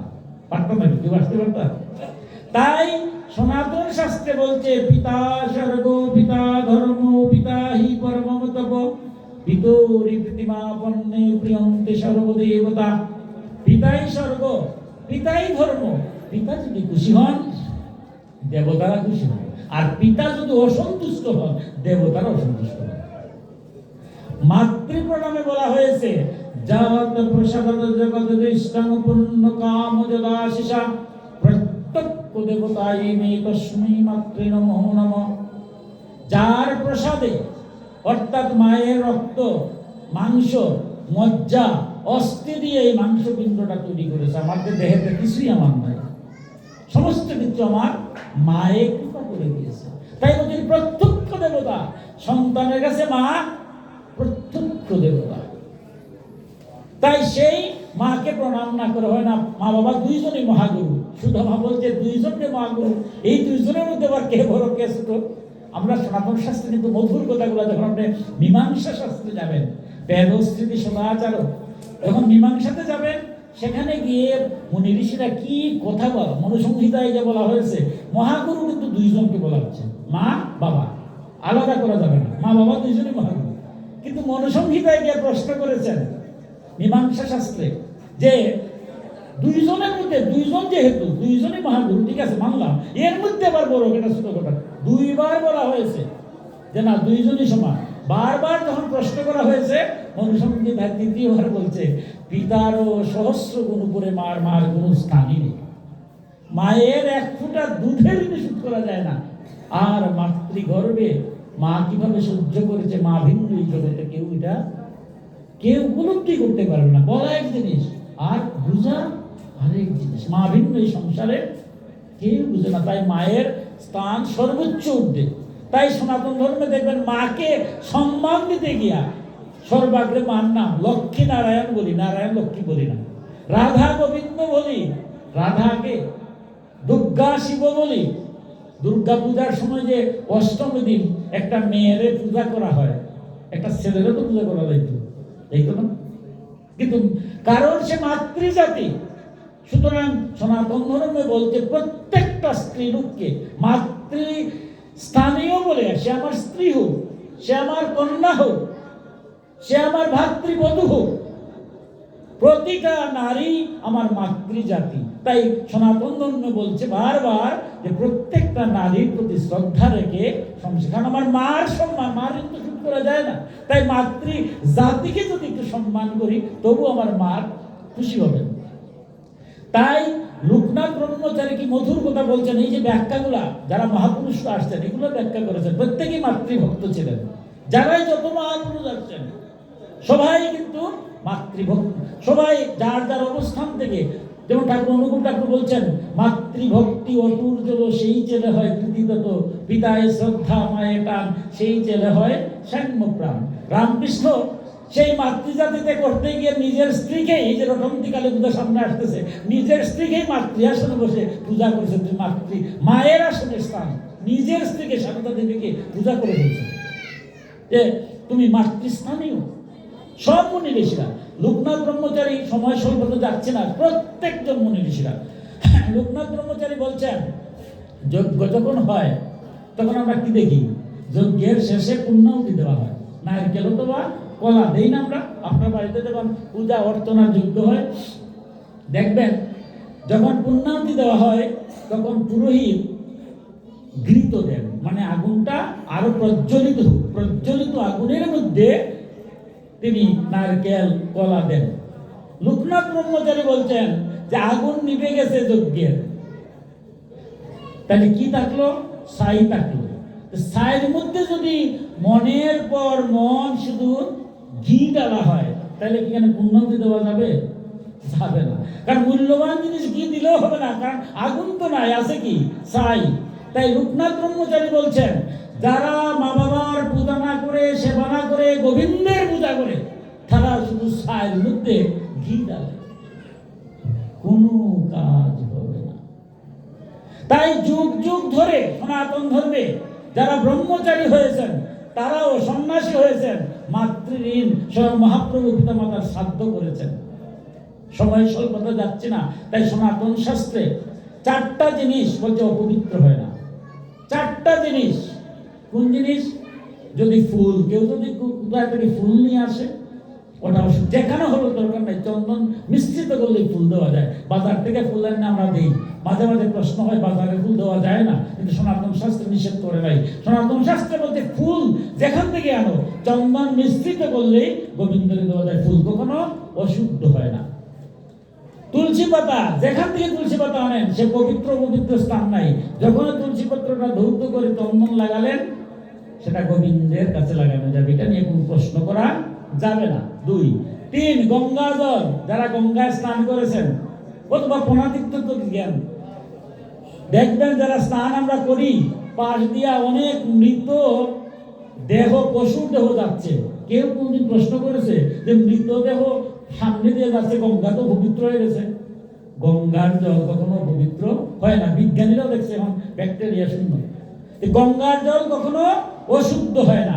আর 4 নম্বর হচ্ছে মা, সন্তান। মা কখনো কোনো অবস্থাতেই অশুদ্ধ হয় না। আজ আমরা যেমন কিরকম হয়ে গেলাম, মাঝে মাঝে দেখি বিভিন্ন জায়গায় যাই, শুনি মাঝে মাঝে নাকি অনেক ভক্ত হয়ে গেছেন, এরা মার হাতে খায় না। এই কথাটা, এই দেহটা আছে বললে আমি আজ সাধু ভক্ত হয়েছি। যে এই কথা বলে মার হাতে খাই না, তমনি শেষ। ডক্টর মহানামব্রত ব্রহ্মচারী নাম শুনেছেন, অত্যন্ত জ্ঞান শাস্ত্র বিশারদ, কি শাস্ত্র আলোচনা করেছেন, কিন্তু সেই ডক্টর মহানামব্রত ব্রহ্মচারী হয়েছেন, অথচ তার গীতার ধ্যান তার মায়ের শ্রীচরণে নিবেদন করেছেন। যারা গীতার ধ্যান করেছেন তারা দেখবেন এমন কোন সন্ন্যাসী নাই। স্বয়ং মহাপ্রভু মায়ের শ্রাদ্ধ করেছেন, গয়া শ্রাদ্ধ, তারপরে সন্ন্যাস গিয়েছেন। স্বয়ং নারদ মুনি যখন তিনি মূর্তি লোকে আসছিলেন, ভাগবত আছে, যতক্ষণ তার মা ছিলেন ততক্ষণ তিনি সন্ন্যাসী যেতে পারেন নাই।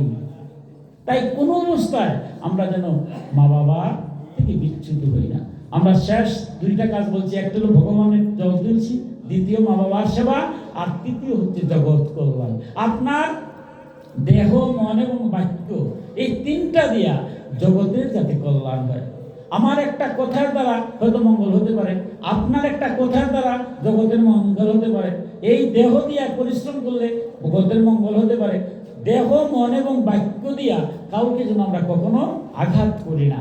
আমরা জগতের প্রত্যেকের মধ্যে ভগবান আছেন। আমার সনাতন শাস্ত্র শেষ করে দেব, কি বলছেন? মন ভাঙ্গা মন্দির ভাঙ্গার চোখ খারাপ।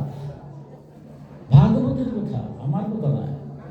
মন্দির ভাঙ্গার চেয়েও মানুষকে আঘাত দেওয়া, মানুষকে কষ্ট দেওয়া, মানুষকে অসম্মান করা। আমার মহাপ্রভু কি করছেন? সম্মান দিতে দেখে দধির মান্ড ভেঙে সবার চরণ তুলে মাথায় নিয়েছেন। ভক্তর কাছে কোনো অহংকার নাই, জ্ঞানের মধ্যে অহংকার থাকে। ভাগবতে দেখছি আমরা, স্বয়ং ব্রহ্মা জ্ঞানী, তার অহংকার হয়েছে। আমি জানি, আমার মধ্যে যদি হয় আমি সব জানি। আমি কতটুকু জানি? সনাতন শাস্ত্রের বিশাল শাস্ত্র, 4 খানা বেদ, 108টা উপনিষদ, 18টা পুরাণ, 4 লক্ষ শ্লোক, 18টা উপপুরাণ, 20টা স্মৃতি, 1 লক্ষ শ্লোক মহাভারত, তারপরে রামায়ণ। আমি 2-1টা গ্রন্থ পড়েই যদি মনে করি আমার মতো জ্ঞানী আর নাই, সাথে সাথে আমার ধ্বংস অনিবার্য। তাই ভক্তের কোনো অহংকার থাকে না। তাই ভক্ত হতে বারবার মহাপ্রভু বলছে, ভক্ত হও, দেখো না তোমার মধ্যে কোনো অহংকার থাকে না। তাই মন, কাউকে আমরা আঘাত করবো না, কাউকে আমরা অসম্মান করবো না। মহাপ্রভু বারবার বলছেন, তোমার সম্মান চিন্তা না করে জগতের সম্মান দাও। তাই শাস্ত্রে বলছে মন্দির ভাঙ্গার চেয়ে মন ভাঙ্গা বড়। কেন বলছে? দেখুন, এই যে আজকে মন্দির তৈরি হলো, কত কঠিন ব্যাখ্যা। এই মন্দিরটার মধ্যে গোবিন্দের পূজা হচ্ছে না? আমরা সন্ধ্যাবেলা কি করছি? প্রদীপ জ্বালাইছি, তারপরে কি করছি? আগরবাতি জ্বালাইতেছি। প্রতিদিন গোবিন্দের সামনে আগরবাতি প্রদীপ জ্বালিয়ে দিচ্ছি। সুতরাং এই মন্দির ভাঙ্গার কথা আসলে তো খারাপ লাগবে না, কষ্ট হবে না, পাপ হবে না। কিন্তু মন ভাঙ্গা, আপনার মন ভাঙ্গা মানে কি আপনার মধ্যে ভগবান নাই? কারণ আমার এই উপলব্ধিটা, গীতার যে উপলব্ধি আসছে, সার্বভৌতে সময়ের মধ্যে ভগবান আছেন, তাইলে আপনার মধ্যে কি ভগবান নাই? আপনার মধ্যে যদি ভগবান থাকে, আমি সরাসরি ভগবান আপনার মধ্যে আছে, সেই ভগবানকে আমি কি করলাম? অপমান করলাম।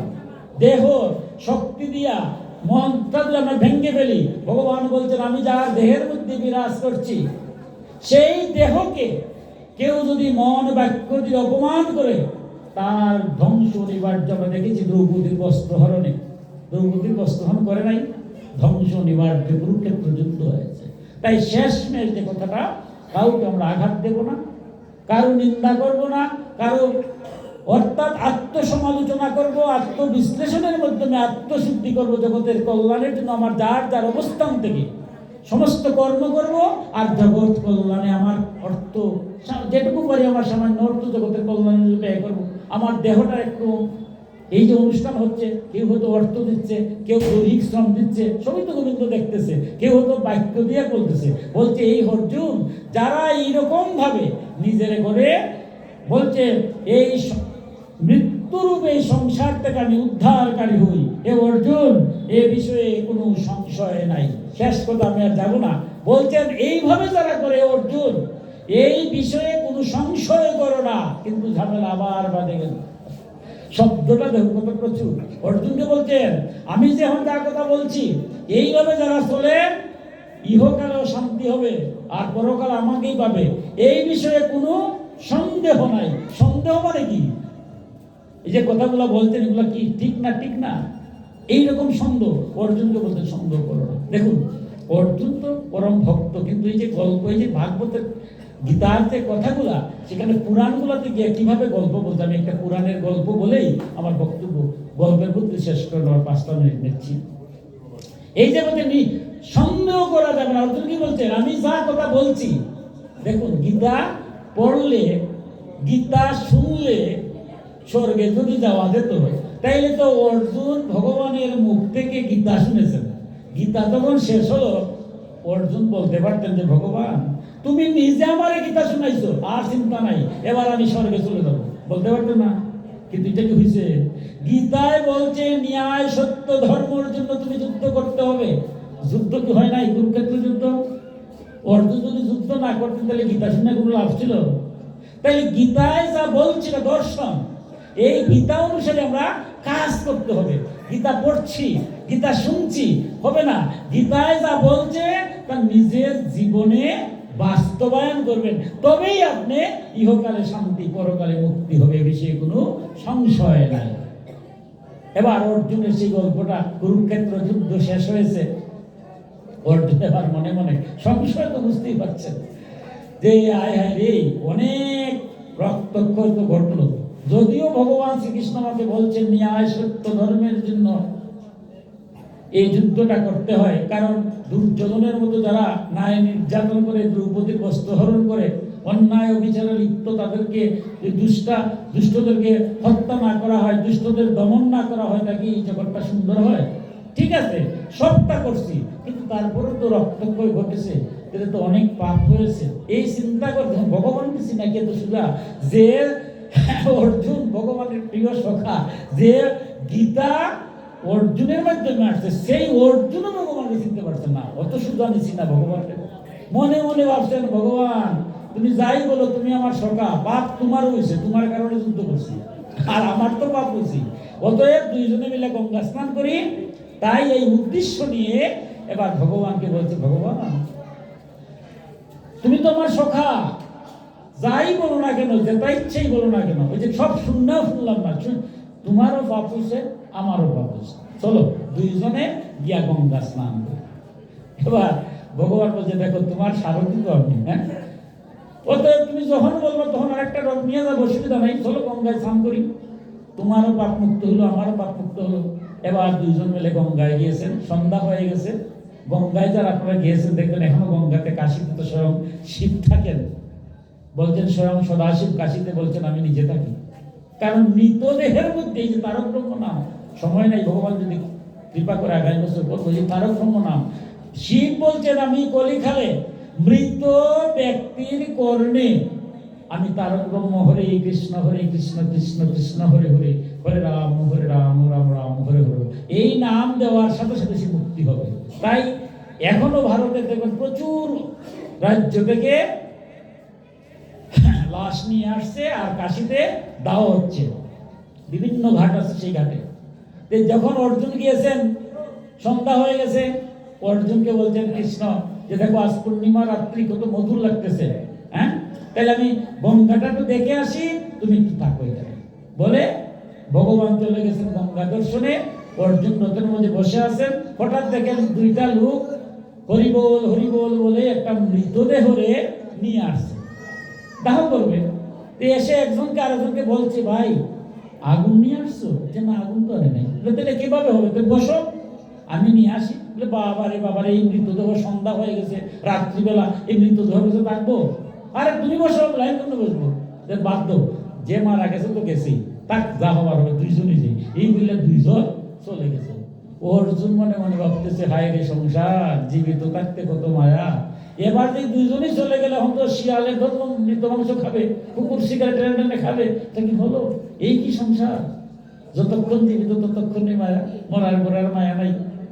অর্জুনে মনে মনে চিন্তা করলেন, বাবা আমার বন্ধু কৃষ্ণ আমার সাথে ছিলেন, এখন চলে গেছেন আবার গঙ্গা দর্শন করতে, এমনি জীবনে কত বিপদ যে আয়, তো ভগবান কৃষ্ণ তাকায়, তো আমি বাঁচি, এখন আবার কোন ঝামেলা সৃষ্টি হবে, দরকার নাই, আমি নিরাই বসে বসে দেখি। এবার হঠাৎ দেখেন একটা শ্রীগাল দৌড়ে আসছে, এসে শ্রীগালের ধর্ম তো মৃত মাংস খাবে। অর্জুন বলছে, খাক, আমার কি করবো? এসে দেখা যায় খাচ্ছে না, ঘ্রাণ শুনছে, চোখের মুখের নাকের ঘ্রাণ নিচ্ছে। অর্জুন বাবু সিটে বলছে, খাচ্ছে না, ঘ্রাণ নিচ্ছে। কিছুক্ষণ পরে একটা শ্রীগাল আসছে, দ্বিতীয় শ্রীগাল সে প্রথম শ্রীগালকে বলছে, বন্ধু তুমি এতক্ষণ আগে আসছো, খাও না কিন্তু, চলো তার পা থেকে শুরু করি, পাটা খাই। এবার প্রথম শ্রীগাল বলছে, বন্ধু আমি শ্রীগাল, এটা ঠিক আছে পশু, আমিও খাদ্য বিচার করে খাই, মৃতদেহ খাবো, এটা আবার খাদ্য বিচার না, আমি মৃতদেহের পা খাবো না। কেন খাবে না?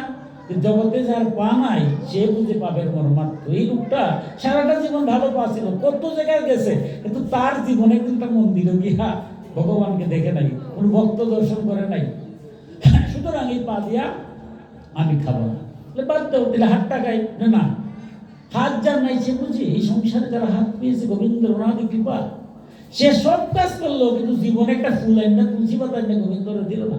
হাতটারে একটা কীর্তন করলো না, একটা প্রসাদ খেলো না হাত দিয়া। আমি এই হাত খাবো না, এই পাপি হাত খাবো না। ভাত দাও, তাহলে দুটা কান খাই।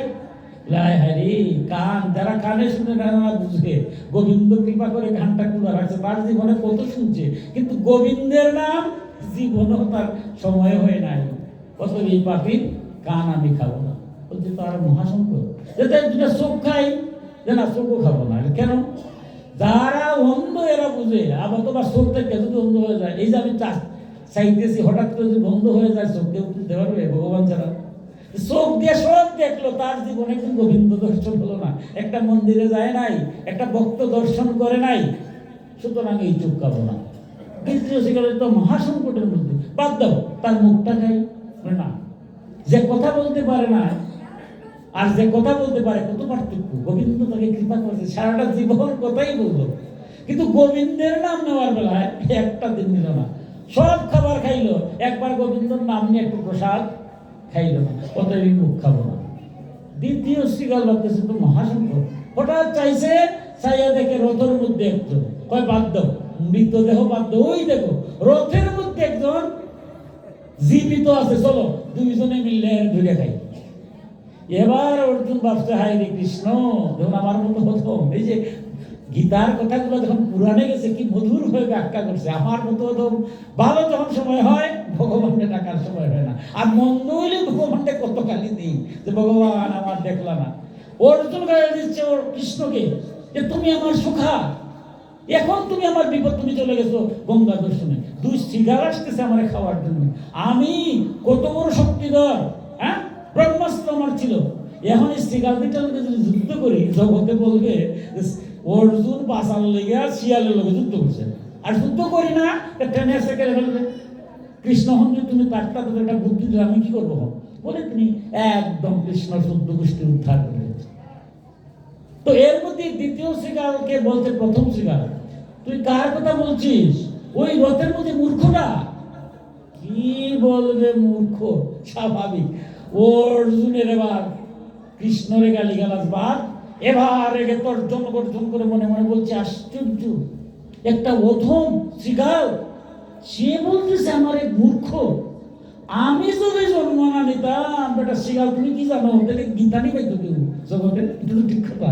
গীতা যদি অর্জুনের জন্ম না হইতো, গীতা পাইতাম, এই মধুর কথাগুলো পাইতাম।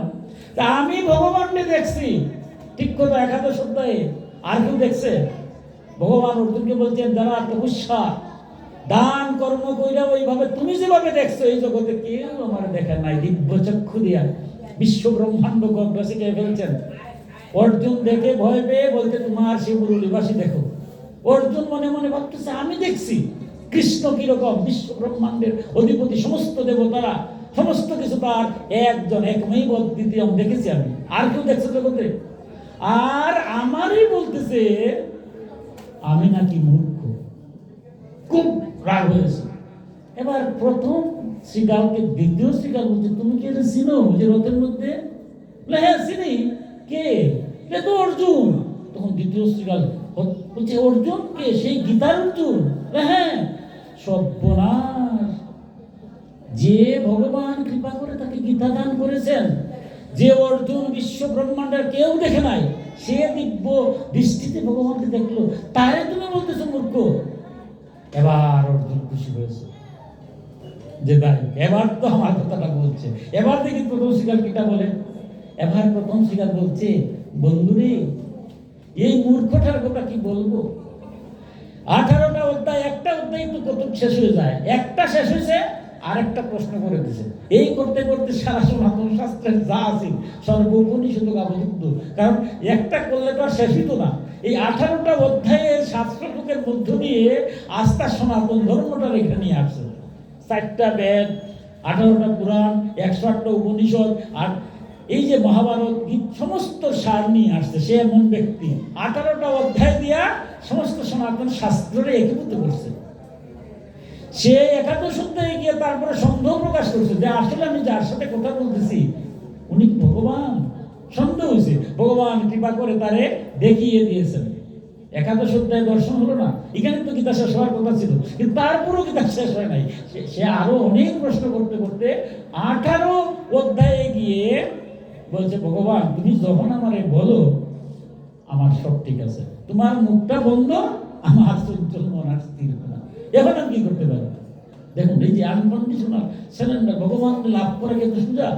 তখন ভগবান বলছিলেন অর্জুন কি, হে অর্জুন সমস্ত কিছু ত্যাগ করে, সমস্ত কিছু ত্যাগ করে আমার শরণাগত হবে। বলছেন কি করতে হবে? তুমি ন্যায় সত্য ধর্মের জন্য যুদ্ধে প্রবৃত্ত হবে। তোমার কর্তব্য কর্ম, আমরা এই জগতে আছি সংসার জীব, যার যে কর্তব্য, কর্তব্য থেকে চ্যুত হওয়া যাবে না। তো তুমি ক্ষত্রিয় বলে যেন আমরা পুলিশ বাহিনী, র্যাব বাহিনী, আর্মি বাহিনী, তারা কর্তব্য কি দুষ্টরে দমন করা। তারা যদি দুষ্টরে দমন না করে তাহলে কিখানে বসতে পারবো আমরা? যার যার কর্তব্য কর্ম হলো শ্রেষ্ঠ। অতএব তুমি ক্ষত্রিয় বলে জন্ম নিয়েছো, সর্বধর্ম পরিত্যাজ্য মামকং শরণং, আমার স্মরণ করো আর যুদ্ধ করো। এই কথা বলে পরে অর্জুন যুদ্ধ করেছে ন্যায় সত্য ধর্ম প্রতিষ্ঠা করার জন্য। এখানে পাপ পাইল কোথায়? যুদ্ধ শেষ হওয়ার পরে যে ভগবানের চরণ থেকে গঙ্গার উৎপত্তি হয়েছে, গঙ্গার উৎপত্তি কোথা থেকে হয়েছে? অনাদি আদি গোবিন্দের চরণ ধোয়া জল, ভাগবতকে বর্ণনা দিয়েছে। চরণ ধোয়া জল না, যে জগতে উদ্ধারের জন্য গোবিন্দের চরণ ধোয়া জল হচ্ছে গঙ্গা, যে গঙ্গা জলে অবগাহন করে আমরা পাপ থেকে মুক্ত হই। আর দেখো সেই মূর্খ না হলে কি এটা হয় যে গোবিন্দের চরণ থেকে গঙ্গার উৎপত্তি, সে নিয়ে এসে গোবিন্দরে গঙ্গা স্নান করে দিল। সাথে সাথে অর্জুন চিন্তা করলো সর্বনাশ, এটা কিরকম কথা? এটা তো আসলেই কথা ঠিক না। যে গঙ্গা জল থেকে, গঙ্গার ভগবান কৃষ্ণেরই তো গোবিন্দের চরণ থেকে গঙ্গা জলের উৎপত্তি হলো, সেই গঙ্গা জলে স্নান করাবার জন্য গোবিন্দরে নিয়ে আসে। এবার অর্জুন হাউ হাউ করে কাঁদছে, হা কৃষ্ণ হা কৃষ্ণ, তোমার সাথে এতদিন থাকলাম, এত চললাম, তোমার দর্শন পেলাম ঠিকই তো, আমি তারপর তোমার চিনতে পারলাম না, হা কৃষ্ণ হা গোবিন্দ বলে যখন হাউ হাউ করে কাঁদছেন, এবার কৃষ্ণ এসে, ভগবান তো একটাই কথা বলছে, যদি কেউ প্রাণ খুলে আমার ডাকে আর থাকতে পারে না। যখন অর্জুন প্রাণ খুলে কাঁদতেছে, সাথে সাথে কৃষ্ণ এসে মাথায় হাত দিয়ে বলছে, অর্জুন কাঁদতেছো কেন? বলে ভগবান তোমার আর পাইলাম না, এই জগতে আর তোমার চিনার মতো, তুমি যদি কৃপা না করে আমার এই জ্ঞান না দাও, আমি আর হলো না। এই সংসারে তোমাকে নিয়ে আসছে আজকে গঙ্গা স্নান। সাথে সাথে মৃতদেহ দাঁড়িয়ে গেছে। আরে সে দেখেন মৃতদেহ সব স্বয়ং সদাশিব। এই যে গীতার মাহিত্য ইতি বৈষ্ণবীয় শাস্ত্রে তন্ত্রশাস্ত্রে গীতার মাহাত্ম্য বলা হয়েছে, সমস্ত শাস্ত্র শিবমুখী, স্বয়ং শিব উপস্থিত হয়েছেন। সবটা হলো শিব। শিবারূপে যারা ছিলেন শ্রীকাল, স্বয়ং পার্বতী এসে উপস্থিত, দুর্গা। যারা আগুন দিতে গিয়েছিল, নন্দী আর বৃঙ্গি। এবার দেবাদিদেব মহাদেব বলছেন, অর্জুন তোমার মতোই ভাগ্যবান এই সংসারে কে আছে যে যারা ধ্যান করে তারা পাওয়া যায় না, কিন্তু তুমি স্বচক্ষে, মনুষ্য চক্ষে তুমি তাকে দেখেছো, তারপরেও তুমি ভ্রম, সংশয় হয়েছে। বিদিত গোবিন্দর চরণ থেকে গঙ্গার জল হলো, আর সেই গোবিন্দর তুমি গঙ্গা স্নানে যখন নিয়ে আসছো, তাই তোমার ভ্রমটা সরাইবার জন্য আমি স্বয়ং দুর্গা দেবীকে নিয়ে এই মৃতদেহ সাজিয়ে তোমার ভ্রমটা সরিয়ে দিলাম। তাই সনাতন ধর্মের সবচেয়ে বড় জিনিসটা হচ্ছে, শেষ কথা যে বলছেন, সংশয় করো না। ভগবান যেভাবে বলছেন সমস্ত সংসার ধর্ম আমরা করব, সংসার ধর্ম করবে। ভগবানকে যদি আমরা ভুলি না, মনটা যদি গোবিন্দর কাছে দিয়ে দেই, মা বাবার সেবা করি, সন্তানদেরকে মানুষ করি, সমাজের কল্যাণের জন্য ব্যপ্ত হই, ভগবান বলছেন ইহকালে ও শান্তি, আর পরকালে তো ভগবান নিজেই মুক্তি দিবেন। সেই প্রার্থনা জানিয়ে আবারও সবুজবাগ গোপালের আখড়ায় যারা দিন রাত শ্রম দিয়ে এই পূজা যজ্ঞ অনুষ্ঠান করছেন, সবার কল্যাণ, সমাজের কল্যাণ, রাষ্ট্রের কল্যাণ, বিশ্বের কল্যাণ প্রার্থনা করে আমার গীতা কথা এখানেই বিশ্রাম নিলাম। সর্বে ভবন্তু সুখিনঃ, সর্বে সন্তু নিরাময়া, সর্বে ভদ্রাণি পশ্যন্তু, মা কষ্টিত দুঃখভাগ ভবেৎ। হে পরমেশ্বর, রাধা গোবিন্দ, এই পৃথিবীর সকলেই সুখী হোক, সকলেই রোগ মুক্ত হোক, সকলেই শুভবোধ দর্শন করুক, কেউ যেন দুঃখ না পায়, সকলেই শান্তি লাভ করুক। ওম শান্তি, ওম শান্তি, ওম শান্তি। জয় জয় নিতাই গৌর সীতানাথ প্রেমানন্দে, হরি হরি বল। জয় জয় নিতাই গৌর সীতানাথ প্রেমানন্দে, হরি হরি বল। জয় জয় নিতাই গৌর সীতানাথ প্রেমানন্দে, হরি হরি বল। হরে কৃষ্ণ কৃষ্ণ কৃষ্ণ হরে হরে, হরে রাম রাম রাম হরে হরে, হরে কৃষ্ণ কৃষ্ণ কৃষ্ণ হরে হরে, হরে রাম রাম রাম হরে হরে, হরে কৃষ্ণ কৃষ্ণ কৃষ্ণ হরে হরে, হরে রাম রাম রাম